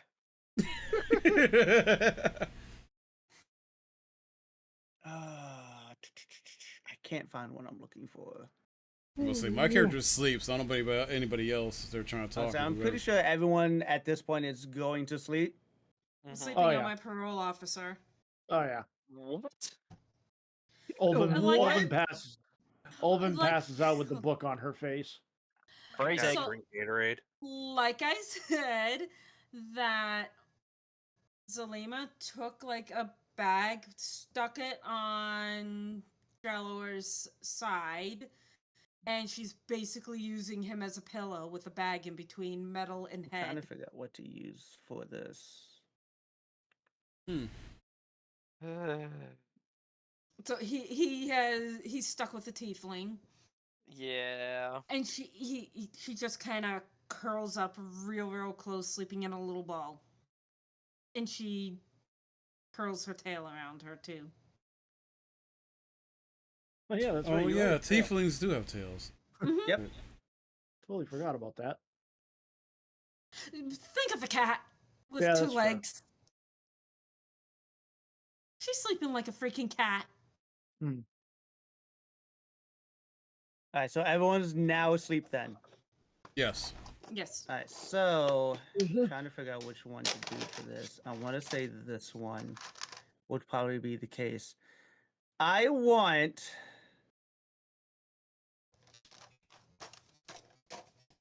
No, because yeah, I'm going to have Cromig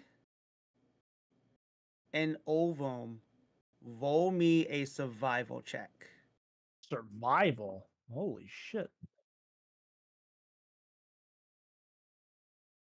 Okay. 1 second here. I got a 19. All right, and Cromig, I got an 11. you roll me a percentage die. Ovum, you're good. Yay! Wait, I what win. percentage die? It's 2 D10s. Ah.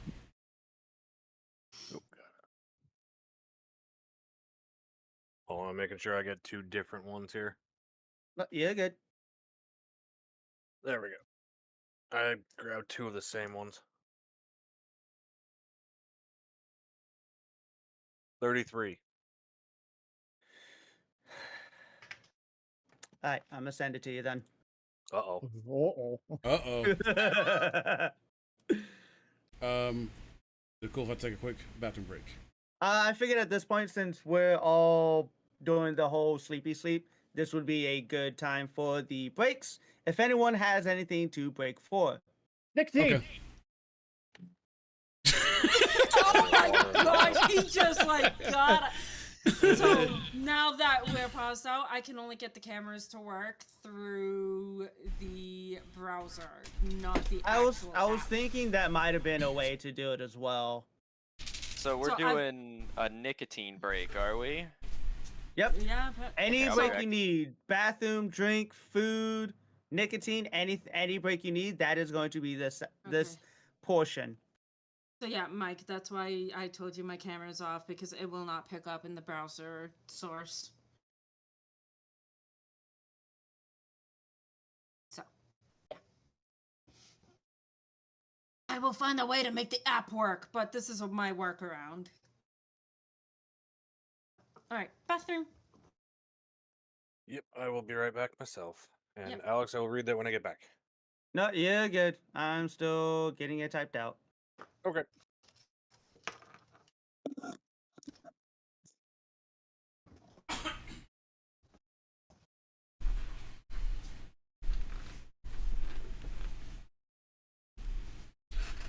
All right, that felt good. All right, chat. Since we're in break mode, to anybody that did raid me, thank you so much. Wild Linus Curls, Grease Master, and hopefully you checked the pin message because I was not trying to be rude to anybody. It's just first D&D session, and we all agreed that basically, when in character, we're not going to respond to chat, at least not verbally anyway. I try to do my best when I can to at least type in chat, and I know Alex, you're helping out with that too, and Ray, thank you. I figured while you guys are all chatting amongst yourselves, that doesn't require me. I can at least try to put some focus on the chat. Right. Uh-oh. But yes, thank you for the raids, everybody. Hope you are enjoying this D&D. Doing tabletop D&D through Discord. I hit my desk earlier and I think I lost some of my time when I was doing the whole, like, trying to act out the whole flask knocking out the hand type shit. Yeah. I make sure I didn't lose all my die. There we go. There we go.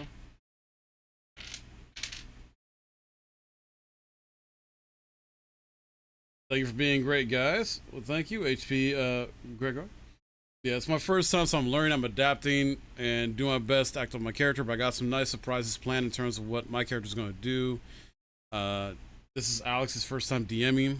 He's doing a great job. I was saying, I feel like I've been doing great, but I don't know. You're doing great, dude. So, Everyone ran away.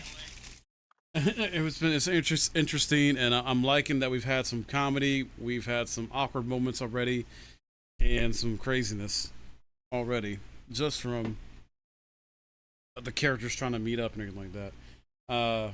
I returned. Welcome back. Welcome back. I'm gonna double check something on my character trait though, because this is gonna come into play later.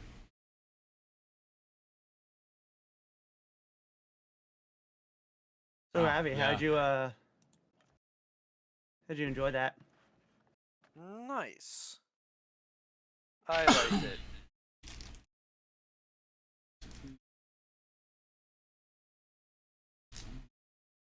Oh God. I feel like I'm doing well, at least. Yeah. Yeah, you're doing good. Uh-oh. I'm missing. Oh, there's one. Ah, there it is. I'm at least trying to do my best. But yeah, how'd you Uh-oh, why is that not how'd you showing? enjoy that lovely secret talk that we had? Bastard. What's that? Bastard. Oh my god. I mean, not my fault. So, I got a question real quick. You said that Bilal's character had picked up a tome, right, to take with them? Isn't that considered a magical item, right? The tome, in a sense, is just more of a book that Belial's character would read. Okay. It's not really. It's a general knowledge tome, so it wouldn't be anything medical in a sense. It's just like general knowledge. Got you. I was making sure because of a certain character trait that my character has that you know about. So I was trying to make sure I acted appropriately and didn't. That's partially why I asked about the book, because there's a certain character trait my character has. I'm like, okay. I started a 5e character build a year ago. I have a grasp of what I'm doing, but I'm just looking for campaigns to watch and gamer experience. Gotcha. Yeah, it's me. It's my first time as a player. It's Alex's first time as DM. The four other people that have joined us, they are all like... You get a light on, by the way. It's fucking dark as shit. Yeah, dude. I was like, when are we gonna do that? The 4 of the 6 people though here, the others, they are experts. They have played D&D campaigns before. They all have the 5th edition books to reference when needed to. So, yeah, I'm kind of learning. They're teaching me as I go, and I'm having fun. I've been wanting to do this for a long while, to be honest. And yeah, I'm enjoying it. Everybody's been patient and helpful with me with learning how to do this, and that's awesome for you to be. And that's also awesome for folks like you, HP, that are here just to want to watch and learn more and just hang out, lurk, chat it up. All for that. Like, I wasn't sure how this is gonna go. This being the first time streaming this, but I'm hoping this, we're trying to have this be a regular thing. Like, now we're not gonna do this normally on a Monday. It's gonna be like on a Sunday. We just decided to do session 0 on a Monday because Labor Day. Everyone was free. Yep. We don't have a set schedule yet. Just everyone happened to be free on a Monday. Yeah, so we're gonna aim for every other Sunday when we do get a set schedule going. So stay tuned. The only time we wouldn't do it on a Sunday is if someone's shift changes, or if which I'm obviously referring to Ray and Belial. Shift changes, or just someone's going to be busy that Sunday. If that's the case, we just move on until everyone's available for the next Sunday. Or we just keep pushing it on until we have a Sunday available, and then we'll start again on a 2-week basis with that. Yep. Works for me. What's up? I did the ducky. Yep. Oh. Yep. Ducky. Oh god, that's depressing. It really is. It is. Especially that one scene in All Dogs Go to Heaven when you realize, like, oh. Yeah. Yeah. Classic. Yeah. Anyways, the reason why I said survival for you guys, because I was trying to decide what would be the best skill check for that. And I figured survival would probably be the better one. Fair. I'm looking forward to battles. I'm hoping I don't know how much we're going, but looking for maybe we get into at least one fight, maybe. That is up to You the never DM. know. I know. That is definitely going to be up to me.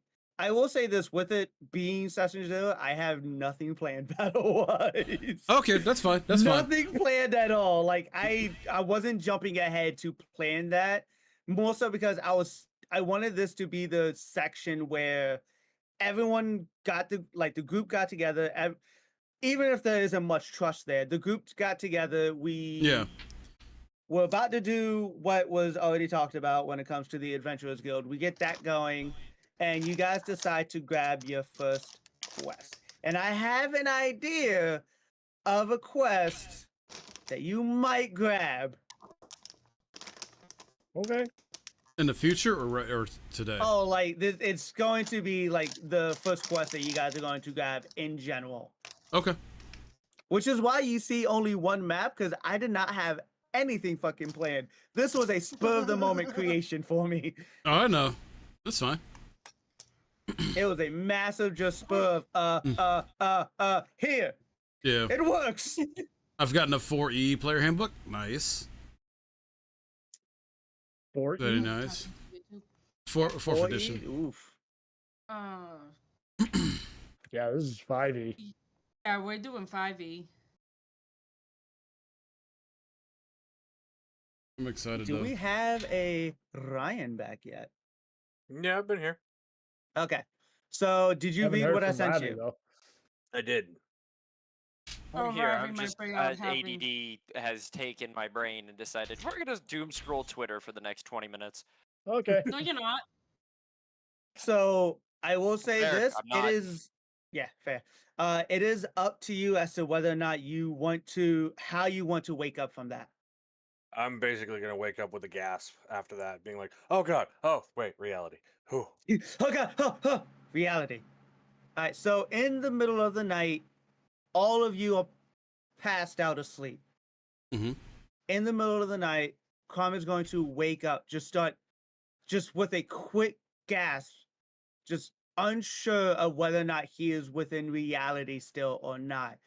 In the quick search around, you're going to see that you're still with the group that you had just got into, involving Ovum, Lowland, like Daylor, Zalima. They're all still asleep.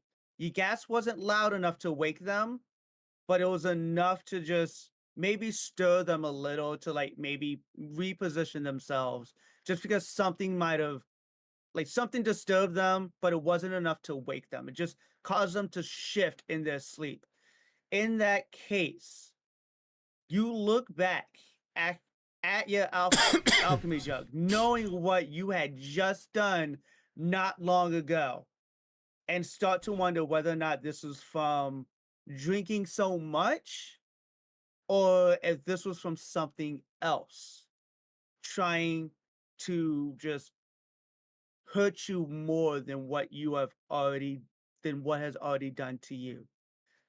In that case, you take a look at the jug, you take a look at everything around you, you realize you're back within reality. You're no longer in that place anymore. You take a moment to recollect yourself, and then you slowly go back to sleep. After quite a few hours pass, morning rises, you hear birds chirping in the distance, the sun's shining in pretty much everyone's fucking face, causing everyone to start to stir awake, with you, lovely Cromig, taking a debuff for having a fucking hangover. What that's going to be, give me a moment to find out. Um, normally, hangovers just imply a disadvantage Yes. to. Yeah, it's basically the poison condition. You're basically hit with the poison condition for a couple hours, Yeah, so you will or until you get have, hit with a lesser restoration. you will pretty much, with you being hungover to all hell and back, granted you are resistant to poison in a sense, like you're resistant to the alcohol, but that doesn't mean it still doesn't affect you in some way. Because you had 4 fucking gallons of it, you severely, you got a hangover from this.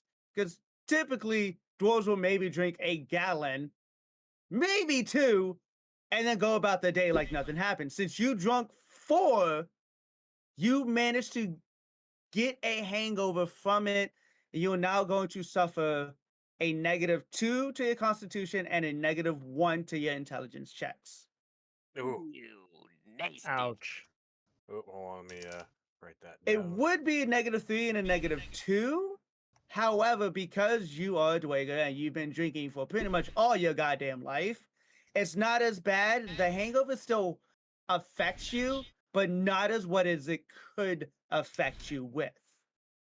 You're used to the alcohol, but the hangovers, when you get them, still hurt you a bit, just not as much. What's the What debuff? was the debuff again? Yeah. A -2 to constitution checks and Okay. -1 to intelligence checks. Okay, 1 second. Let me. Oh, it was intelligence. Sorry, I'm also writing that down. Same. Okay, got it.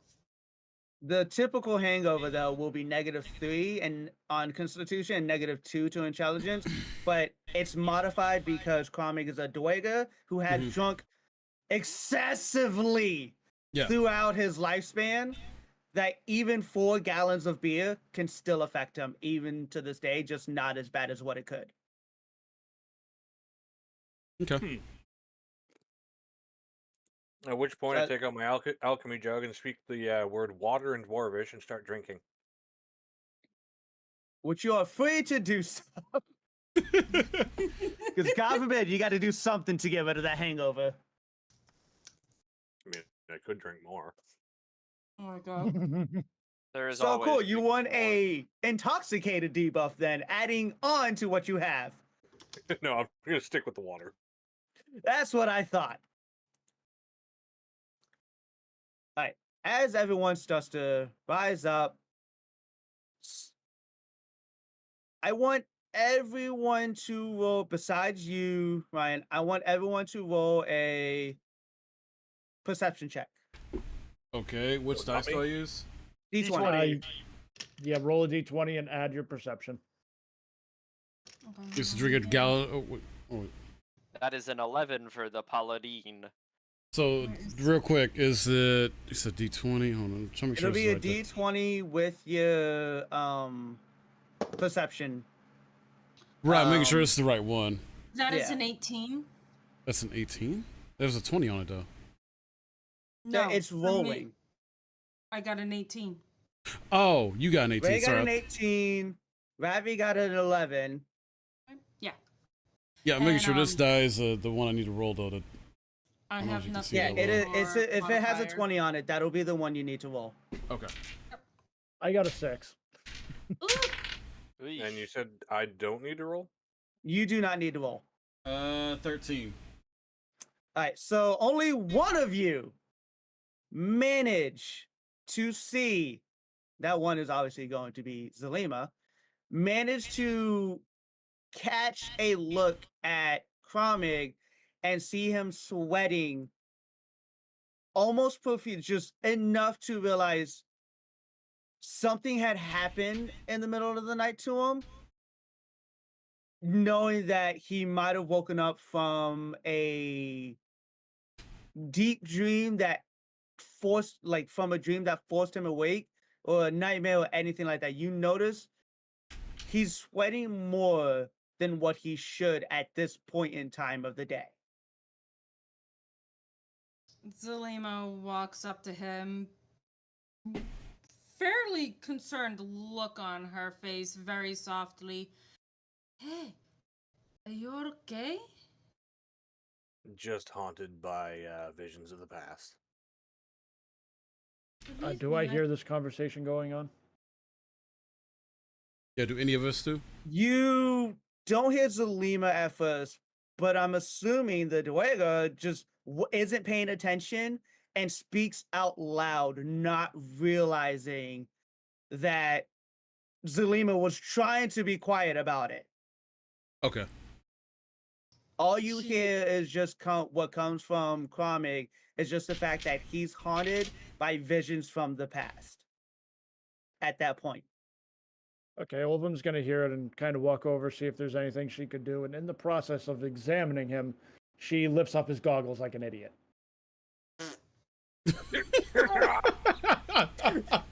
In doing so, Kromig is going to immediately drag his goggles back down to prevent any damage to his eyesight, just out of fear Violently of down. possibly losing No. it. He feels the goggles lift up and sees the brightness that is about to hit, and immediately yanks them back down to cover his eyesight. Okay, so that's a no. Okay. There's nothing wrong with his eyes. You realize that I spent most of my time down below, right? No. Hence the goggles. Not a fashion statement? No. Sure. Yes. It looks like a fashion statement. Nope. Do you want me to be able to see up here? I need those. Okay. Meanwhile, so Zelima turns back very quietly. Anyway, glad you're okay. But if I understand what it is to be haunted, if you ever need to get it out of your mind, even just for a moment, I appreciate that, although I don't want to burden you at this time with all that happened. Don't worry. Feeling this isn't going to be our first camp together. She goes to pat his shoulder and gather up her things. Afterwards. Meanwhile, I just make some coffee. Lolan thinks to himself in his head, someone else who might be able to relate to him because he is also suffered from nightmares of his past.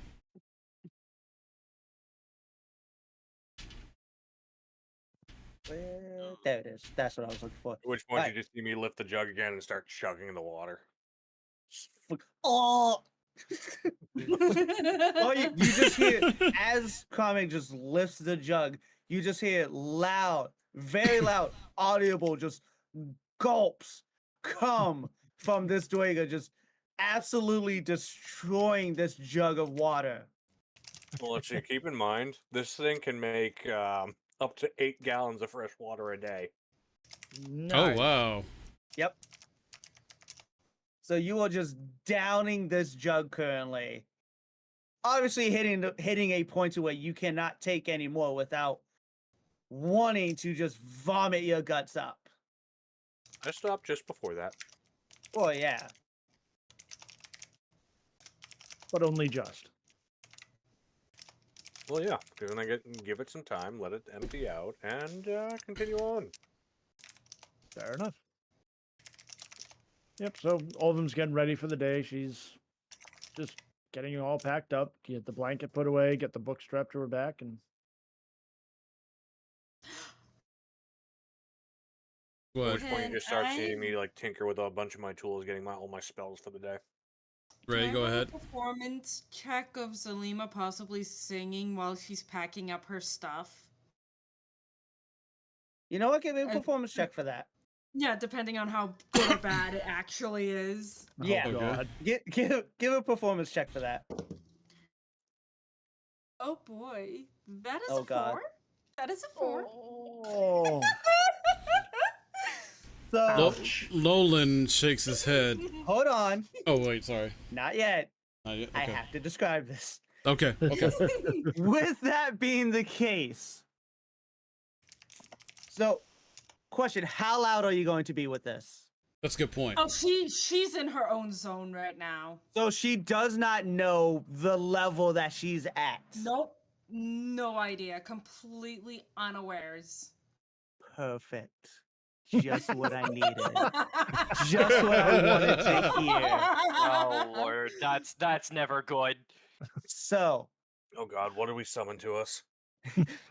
all of you begin to hear Zalima start to sing very quietly. You guys can't quite understand what's going on, but then suddenly it just ramps, and all you hear is just straight screeching come from Zalima, forcing you all to grab onto your ears and try to cover them, while also at the same time make your way to her to stop her. Even with covering it, even with trying to block it out, it is loud enough to pass over and still be extremely loud, as if someone is just grating everything possible sound-wise on a very high volume into your ear, all Oh in my one. God. Damn. I It's just it's walk over and gently kick her in the shins. it's Downlord also as well at the same time, just whacks her upside the back of the head. Ow, hey, why are you guys beating up on me? Because I'm you're sorry, Anthony, screeching that like was a terrible. goddamned banshee. Banshee. Oh, yeah, and I'd like to see you do better. You say Okay, I'm gonna roll a banshee. performance check. Oh, Jesus oh my Christ. goodness. Now you done got him started. Oh, What are God. we doing already? What are we doing here? What is Okay. this? Roll your performance What check. are we doing? Just to see Performance. where. That's charisma. Yeah. I got a 15. Okay. So, with that being the case, as Zalima quiets down from two people telling her to basically shut the hell up, that they cannot handle this, you start to hear a very, in a sense, like deep, like baritone, in a sense, voice start singing out that is just absolutely pleasant to all of your ears. It's There's a little former bit of a marching mix. songs. There's a little bit of a accidental, like as if still trying to remember the songs and just forgetting some of the words. But all in all, the tone of it doesn't affect your enjoyment of the song because you enjoy the voice that's happening, that's singing the song, even if some of the words are a little bit messed up. But then again, none of you would know because it's being sung in Dwarven. Right. Wait, So no, don't. Hold you on. Never mind. I are you forgot I about to changed see that. about to see if you knew Dwarven? No, I have um some weird ones. but with that being the case, you hear the Dwayga start to sing.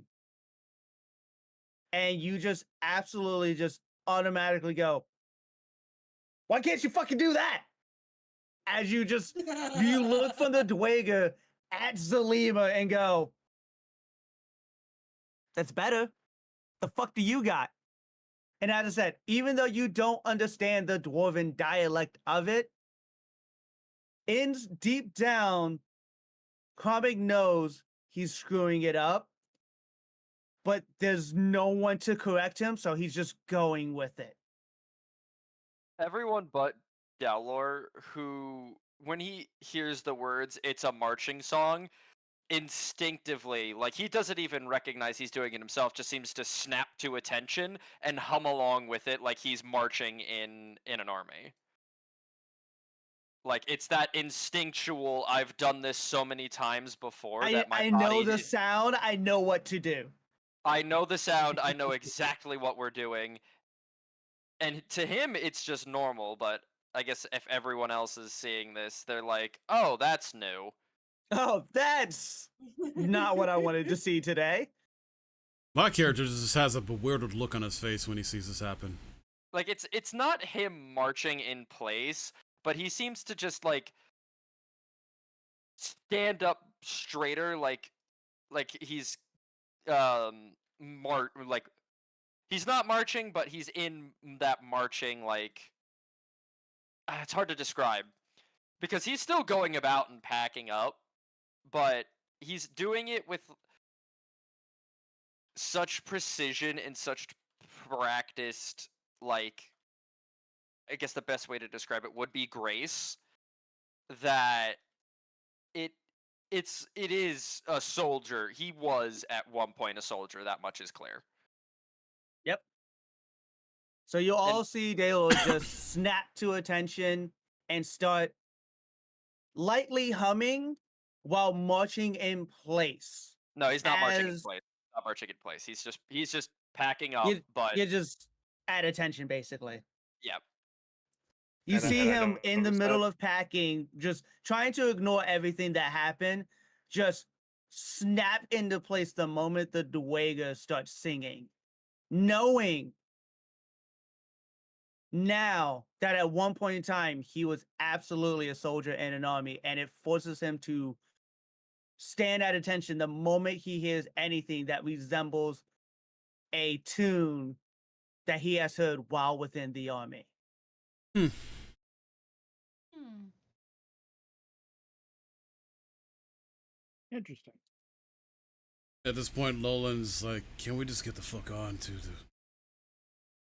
Can we just go now? Oh, you're so impatient.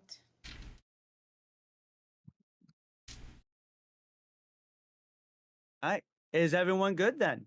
Oh Yep. yeah, I'm ready to move on. All right. Everyone has their things packed. It's all ready to go. Yep. Everything has been cleaned up. And because of soldier backgrounds, you guys are, one of you is going to make sure that your position there has been covered up. There's no campfire to be revealed, nothing. All of it has been dispersed.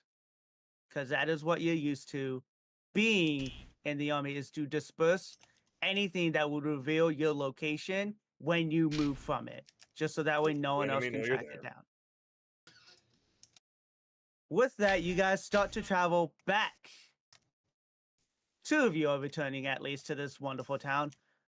Actually, 3 of you are returning to this lovely town of Krokgar. You have Zalima and Daylor entering back in, most likely still doing some bickering here and there, just because, parole officer. And you Yep. also have Ovum, who has made many trips to this town, namely for the library here. How you spell it? CRO apostrophe QAR. Thank you. At least I'm pretty sure that's what it's supposed to be spelled. Anyways, 3 of you Well, are it is returning now. back to yeah, it is now at least. 3 of you are returning back to this town. Ovum has been here before. Salima's technically from here now, because this is where her home has been for the past however long. And technically, Daylor has not, in a sense, been here long, but he is already returning back to where everything regrettably began for him. Record scratch, freeze frame. Yep, that's me. I bet you're wondering how I ended up in this situation. All started. With that being the case, you guys start to head towards the Adventurers Guild. 4 of you need to get signed up. Namely being, Daylor was in the army. He wouldn't have an Adventurer Guild membership to begin with. So the rest of you have to get signed up. As you all head up, besides the only one that doesn't have to get signed up is Karmic, who has been doing work for the Adventurers Guild off and on in his spare time, while also trying to do some searching for what he needs done. With that being the case, the 4 of you head up with Karmic not far behind, because he's not really needed in a sense right here, because he already has a permit. So he has to wait for you guys to get yours to start looking at quests and to grab one. So the 4 of you are going to walk up to the counter, and you're going to see a wonderful character sitting in a what would be kind of like in what would be similar to like a suit and tie, kind of like just a long sleeve shirt, some pants, a nice hat on, holds a cane but doesn't need to walk in it. Just has it. He has it as a just in case measure for anything that happened within this guild, just anything at all. You walk up to him and he looks at the 4 of you and goes, "How can I help the 4 of you today?" Yeah, I'm actually gonna follow them in to try to see if I can help expedite this. Yep, That is understandable. I go up. I look around to see if anyone from previous work is currently there. Just, trying to see if a familiar face. Roll a investigation check. Oh God, that's a 3. Yep, that's Actually, a no. hold on. Let You me see absolutely no one that you recognize. No one at all. Just everyone you see, just it looks brand new to you. Okay.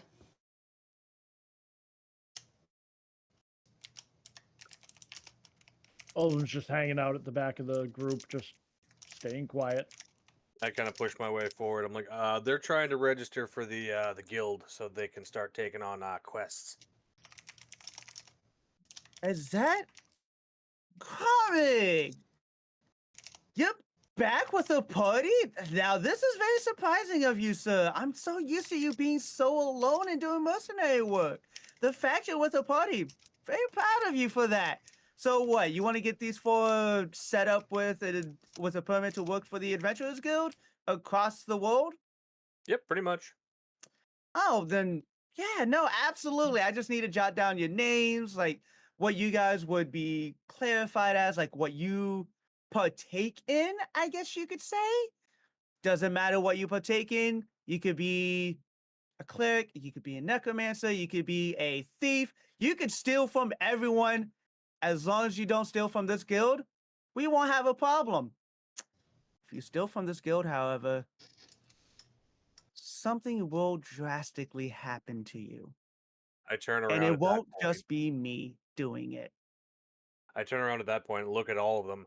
Do not do that. I specifically look over at Zelina. Why are you looking at me? Because And you're my the char- most suspicious. No, I'm not. No, I'm not. You literally admitted to me you're a thief. Shut up! You don't know. Was there any other witnesses? There was just you and I Hey. talking. You can make it up. The officer at the back hey. slowly raises his hand. Yes, good sir. Can we just get our permits, please? Absolutely. In that moment, this lovely individual looks out, goes to turn away, but stops and looks back and goes, by the way, my name is Kaino. I am, I guess you could say, the guild leader of some sorts. I do travel around to the other guilds within this world to make sure that things are in working order. I cover all of them. So trust me, if you happen to do something in one of them, I will find out. How you spell that name? Caino. Thank you. What is it? Caino. Caino. Oh, Kano, almost like the guy out of Mortal Kombat. Close, but I pronounce it Kaino. I pronounce it as if there should be a K there. Instead, it's a C. Fair. But with that, after that deadpan look of saying he will know if you do something in another guild, that he looks over, he turns away and disappears behind a wall for a second to come back out with paperwork to drop down for 4 of you to fill out with your name and, in a sense, your occupation as to what you clarify as. Okay. Here you are, you 4. I just need a little bit of information, and absolutely, I can get this. Anything for my wonderful friend of Karmic here, who has helped not only this specific guild out, but multiple across the world. Just being able to take on some of the quests that not many adventurers would take. With him being able to do that, I greatly appreciate him, and I can absolutely expedite this entire. Did you just pull a Ned sequence? Flanders? Absolutely do. Yes, I can absolutely expedite this entire situation so that way you guys can get started immediately rather than having to wait, I'd say about a week for the permits. I can make sure it's done in about 5 seconds. Good, because I'm not waiting a week. Understandable. Not many people do, and that is how they die. Well, I guess Wait. that's why I'm here. Selima takes up the paper, and all of a sudden you start seeing her read over everything as if like she's looking over a business contract. I And can understand your do a- worry. Can I do an insight check on this guy, see if he's completely telling us the truth? Absolutely. Okay. Insight, what is that? Okay. What truth are you looking for, though?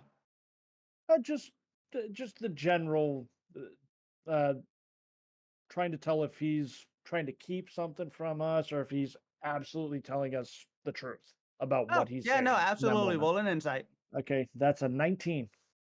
With the 19, everything that you have heard him said, you have some suspicion, but with all of the workers around, just they talk and just talk about how wonderful it is to have kind of within the building to oversee just for, even if it's just for a couple of hours, you hear how great it is to see him within the guild, how much work he's put into making the Adventurer Guild what it is, just expanding upon it into other locations. You hear a lot of great talk about Kaino in that sense. But deep down, you also think that there could be something more, but you just don't know what. And as you look at him, he just gives you this smile of friendliness, just saying, I understand. You're concerned. You think I might be hiding information. But to tell you the truth, any guild you come across that is part of this, any building, all you will hear is just all of the talks of me saving, in a sense, the Adventurers Guild from falling under, because there was so many just incidents of people grabbing a quest and disappearing and just it never finishing. I set up a system to help in that case, to where anyone that grabs a quest now, it's actually within their skill set, rather than going on and just grabbing a quest, let's just say for killing a dragon, I guess you could say.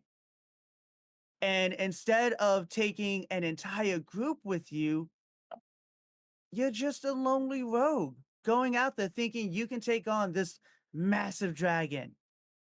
To tell you how many times I witnessed a lot of people dying from that is heart-wrenching. I created this system that we use now to make sure none of that happens anymore. Or at least I attempt to. It does slip through the cracks in some cases, but I at least attempt to try to keep everyone that comes through this guild alive at the end of the day. So that way we At which can point I try just to kinda make this wave. place better. Okay, fair enough. So Oldham's just gonna fill out the paperwork and get it done. Zelima heard him, but she's still reading over everything. Yep. My character's filling out the paperwork. Nothing really, just- Dalor is also going to read everything over, not to the extent that Zelima is, but just making sure he isn't signing a warlock pact. That's very understandable. He kind of Mhm. will see the looks on both Zelima and Dalo's face, and he'll understand that Zelima's literally reading word for fucking word and trying to see if there's anything in between. And we'll also look at you and realize you're looking in case there's a contract that could, Mhm. Bite you in the ass. yeah, Pretty much. Listen, I he's think I already did. signed his life away once. He doesn't intend to do it again. yeah. So I feel like everyone aside from Chromeg is kind of that way right now. Like, we're just kind of Tom is scoping the out. only, in a sense, he's the only one that has a reputation, in a sense, in the guild, but only in very specific spots. Hmm. However, Kaino knows all that he has done for the guild. Yeah. Literally everything, because all of what happens in the guild goes to Kaino in some way, shape, or form, whether it's him coming across it or like a messenger pigeon or something like that flies to another guild another building that he's at for the guild to get any information. And a lot of the times it's whether or not someone has completed or failed one of the quests that they picked up. But he knows all of what Kamek has done for the Adventurers Guild already, and already knows of his reputation within the guild, and is very surprised to see him, as you already heard, him being in a party. Because he's so used to seeing Kamek work alone that seeing him in a party, it gives him, it lets kind of know that there's at least some semblance in the world for him to at least start to want to party up with someone. He might not know the reasons, but he's happy to see that one of his returning adventurers is grouping up finally, instead of something- being alone consistently. I think it's something he's Goblin Slayer. I mean, not in this case. It's just a lot of the stuff that Kamek has picked up. It would be from someone else trying it or just not wanting to try it, and Crom is going, fuck it, and just going out, finishing it, and coming back. A lot of times it's nothing too drastic.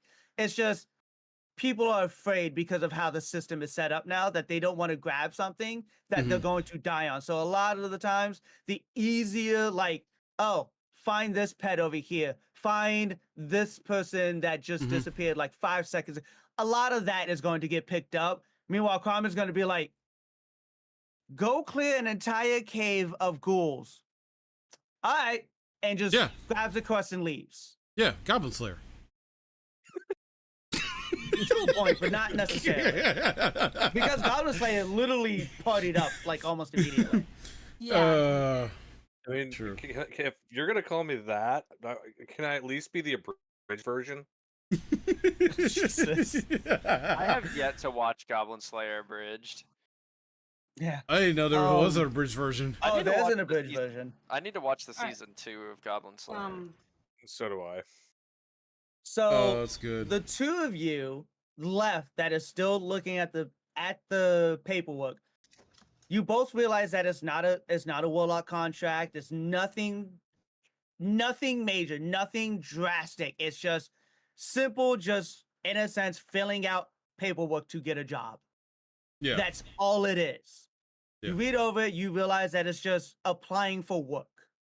But this will let you grab quests from any Adventure Guild location rather than a specific one, because you happen across in this day, you happen across Kaino, the leader of the Adventurer Guild, being able to give you access to grab quests from everywhere rather than just one location. You happen to be in on a good day, basically. Okay. So with Nice. that, Zalima starts filling everything out. Yes. Alright. And if they want her previous work, that is in there too. I'm gonna go ahead and have Dylor sign it as well. He's a lot more slow with it, but he's doing a good job. He's trying his best. Okay. He's trying to just get through the day. Yes.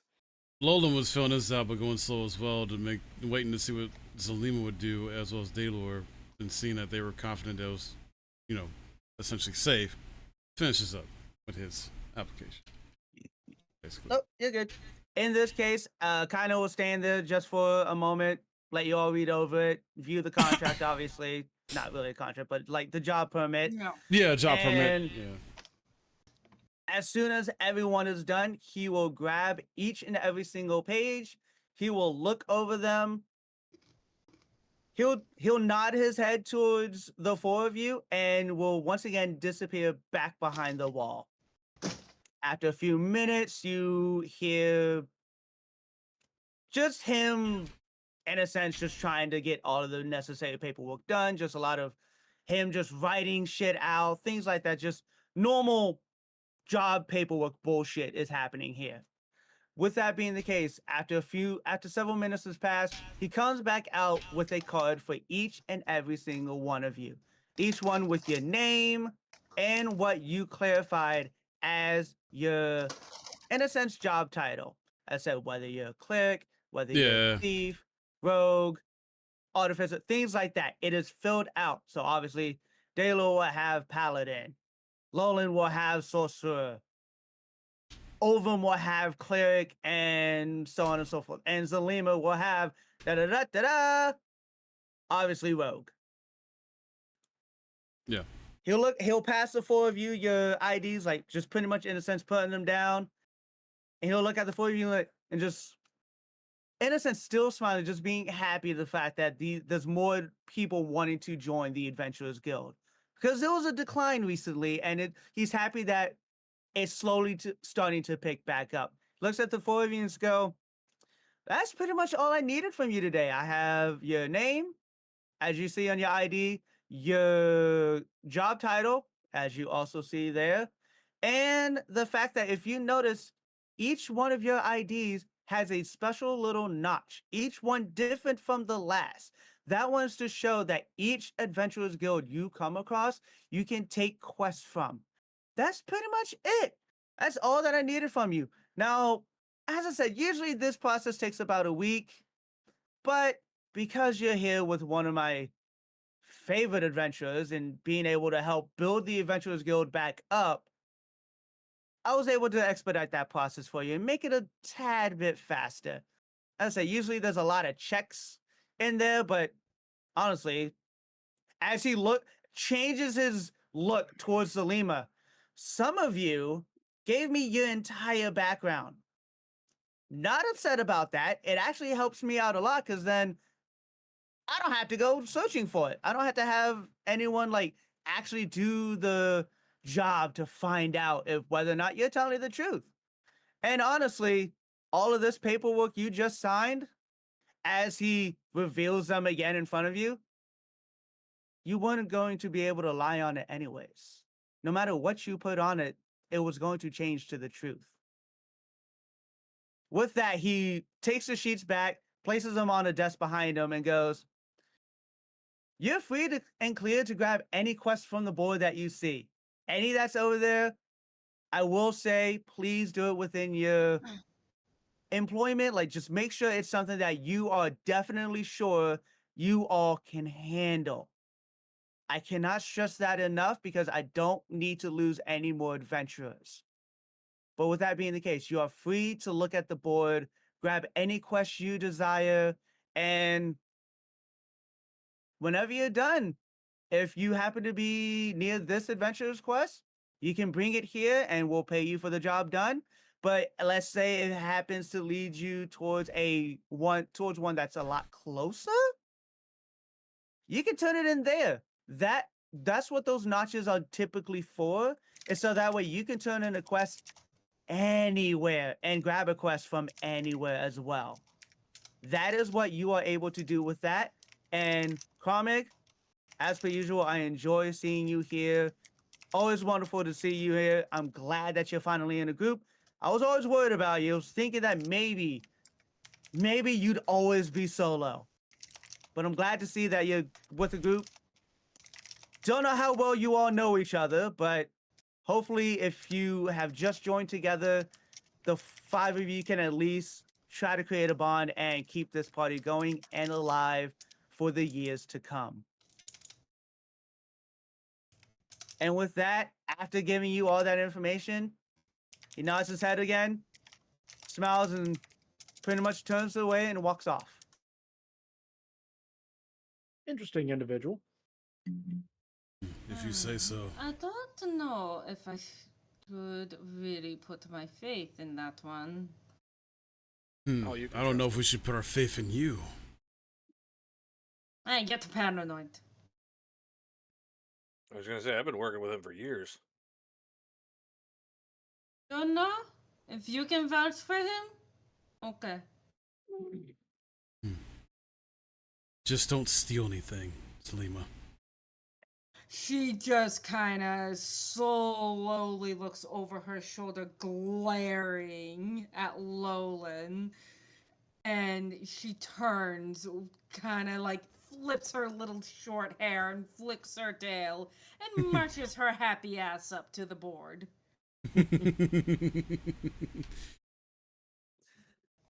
All right, so you guys are going to see, I'm sure all of you are walking over to the board now. Yeah. Yep. Oh yeah. You guys are going to see there's only a few quests on the board right now. A lot of them, as you can see, have already been like ripped down. Like you can see the nail or like whatever is used to, like the nail in a sense, holding up the quest there. You see a lot of pages have been ripped down. You don't know how long it's been since they've all been ripped down, but you see that quite a few have been pulled down. So there's going to be a few quests that are currently on the board. And depending on what you want to pick will depend on how it goes from there. One of the quests that you have is to deliver an item to a target in another town. Another one that you have is to go ahead and explore a section of a forest nearby for a possible item that can be collected. And finally, the last one that you see is one talking of people disappearing, but then those same individuals coming back into the woods in this town as the undead. Interesting. Olvin sees that one and immediately grabs it and starts walking out the door. Alvin! Wait! Feeling. No, I'm good. We got this. Let's go. How are we supposed to We got decide? this. Were we supposed to choose this as a group? One would hope, but I mean, since it's right here, we might as well do it. You just see Zalima grab the first one as well. And you just see her trying to chase after Ulvum. Hold on! She just keeps walking. Not a care. Ovum just keeps walking. Now, I catch up fairly quick.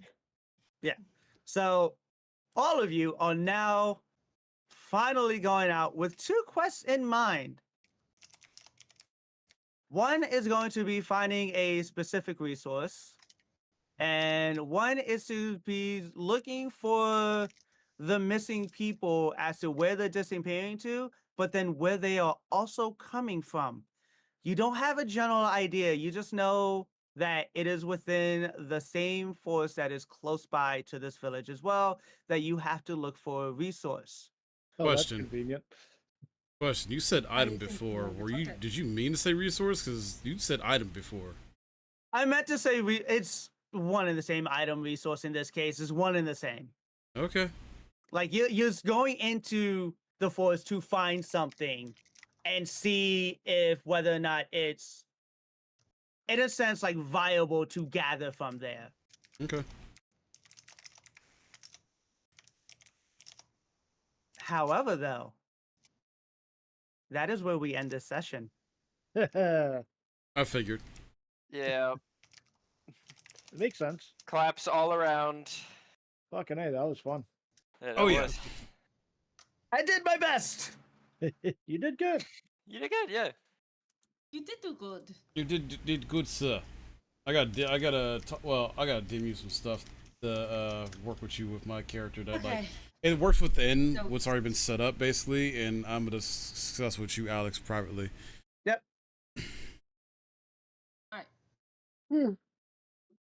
Oh, good. Phew. But yeah, As soon as And I Olvin ended hears by- undead people coming back, she's just like, "Yep, that one." As soon as he said the third quest, I immediately knew Belial's character was like, yeah, he's gonna go for that. Like I just like it's gonna snatch that up. You did exactly what I thought you were gonna do. oh, that's the thing. The thing is, though, I specifically put that in there. Oh, I know. I figured you did. And then And yeah. I did not disappoint. Zalim was quick thinking, considering that it did state that the individuals are returning to a forest nearby. She's like, you know what? We're grabbing this one too. Yeah. Although I am surprised not a single one of you decided to do a check on the papers. To be honest, I didn't think about doing that. No one did. Yeah, me neither. That's the whole Like, reason that why it was done the way it was done. I was hoping no one would go for a Arcana check on them, Oh, because son of at a the end of the bitch. day, I used it so that way, no matter what you put down, all of the information that you put was going to change true. So let's just say, instead of putting sorcerer or cleric or whatever, let's just say Ogum decided to put down fucking, oh god, let's just, in a sense, just because of the whole thing, necromancer. On that paper, it was going to physically change to cleric. Ah. Oh, Jesus. So We no did one my decided paperwork. to do an Arcana check on paperwork, and I love that. Lima technically is not. She may be smart, but she didn't think of that. No, one. She I think the does only have two that proficient in technically could do magic. Arcana checks would be me and Belial's character. Yep. No I mean, one, can't no anyone one do it, thought of but it doing would that. fail? I mean, I do have Arcana. Yeah. Oh, do you? Oh, okay, my bad. Sorry. I mean, But see, I'm that's an the thing. arcane trickster. No But I one have not. decided to even think of doing that. And that's what I was hoping for. Oh, jeez. No, she was I mean, just my making pickle I work sure should was have. that I years should have did ago. that. I gotta That is work true. on. I gotta work on my character a bit more as far as leaning more into like he doesn't trust anybody. He thinks everybody's after him type of mentality. Well, that's part of character development. Yeah. Yep. Yeah. That is character. That is the whole thing with character development, which is why I said the same thing from like Kaino going to Kramig. Why he's like, "Oh, I'm so happy to see you finally in a group," because he's so used to seeing Kramig grabbing a quest by himself and leaving. Mm-hmm. Yeah. So the fact that he finally sees him in a group, it makes him happy because now he's like, "Oh, thank God, he's not fucking alone anymore." God damn. So he's what's his face from Fairy Tale? In a sense, you could view him as Makarov from Fairy Tale, Yep. but That's not amazing. to I'm the glad I same wasn't the only extent. one. I was tempted to make a fairy tale reference in character. But the thing Just- is, it's not to the same extent because instead of just being in one place, he travels around to all Mhm. of the guilds that are Yeah. set up, all of the adventuring guild places that are Mhm. set up across the world. Yeah. Okay. I'm excited. I'm Yeah, that was excited. fun. So, yeah, How did you feel with that whole thing? honestly, it definitely felt a lot better than being a player. Fair enough. Just Yeah. because all I have to do is just be like, here you go, in a sense, just like give you a piece of information, and then I just let you guys go. Fucking A. That's what Yeah. being a DM's all about. Like that's Mhm. all.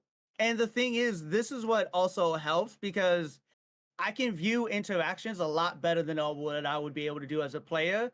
Because in a sense, let's just say my character isn't in that section. It's just he went off somewhere else. I have no idea what the fuck you guys are doing. Right. You guys could have got into a fight and I return and I'm just like, what the fuck happened? Like I have no idea what happened. Right. But as a DM, like I can view you guys jump into a fight and be like, oh, I can't wait to fuck you guys up. And plus, I enjoy the whole torturing aspect of what I'm going to be doing to you all. It's so fun. Oh yeah. Oh yeah. Okay. Well, this was fun. Thank you guys, everybody, both on Ray's and my stream for coming by, hanging out, chatting up. We don't know yet when we'll be back with the next session. We will discuss this off stream. But and thank you, HB Gregor. Sorry, I wasn't trying to ignore you at all. But woo GG, thank you, and just everybody hang out. Thank you for raids again on my end. Ray, did you get raided? No. Apparently Dakauskas wanted to, but he blue screened. Yeah, his computer blue screened on him. Damn. Ouch. Damn. Yeah, he was typing back and forth in chat. He was pissed. I bet. No, I hope it's something too serious where he gets it fixed. He knows IT pretty well. I'm sure he can Yeah. fix it. But yeah, this is fun. I'm looking forward to more. We'll have plenty more shenanigans, pretty much. It will be chaotic, and I'm definitely gonna be working on my character a bit more as well. And I look forward to seeing how these guys' characters, like what they'll do and what more we can learn. I won't lie, I was surprised. Like a lot of you revealed information. Like all of you revealed information about yourself very early on. Very surprised about that. I didn't reveal shit. I feel like I barely revealed much about myself, though. You revealed information through your interaction, Belial. Like just your interaction with the child literally revealed you don't do well in public. Yeah, Yeah, you're not a true. people person. Or you got people. You got lack of that people section skills. Right there revealed that you don't do well with public, like No. in any aspect. Zelima revealed what is pretty much already public knowledge where she is from. Yeah. Yeah, yeah. I mean, I kind of got thrown out in the open by all of them a bit. A little bit. Well, hey, she knows decaying in fucking humanoid flesh when she sees it, and Thrown out in the open. It's just like, oh. Well, yeah, you kind of. I don't know if I can fully say, but man, you set yourself up in a way. I mean, I didn't technically, intend for that to happen, but I was just like, oh, he's talking about eating weird things. Let's look in his mouth. Oh yeah, that's flesh. yeah, that's the thing. If Ova would have been like, "Ooh, let me see inside your mouth," that probably would not have been revealed. Right? Yeah, that was totally on a whim. I was like, oh fuck, whoops. You heard the, "Oh, hey, you eat weird things? Let me look inside." I was not expecting that. I was not Let's see what we expecting. got going on here. Meanwhile, the droid's like, trying to speak, can't say anything, but doesn't step away. Just allows it to happen. Common's just like,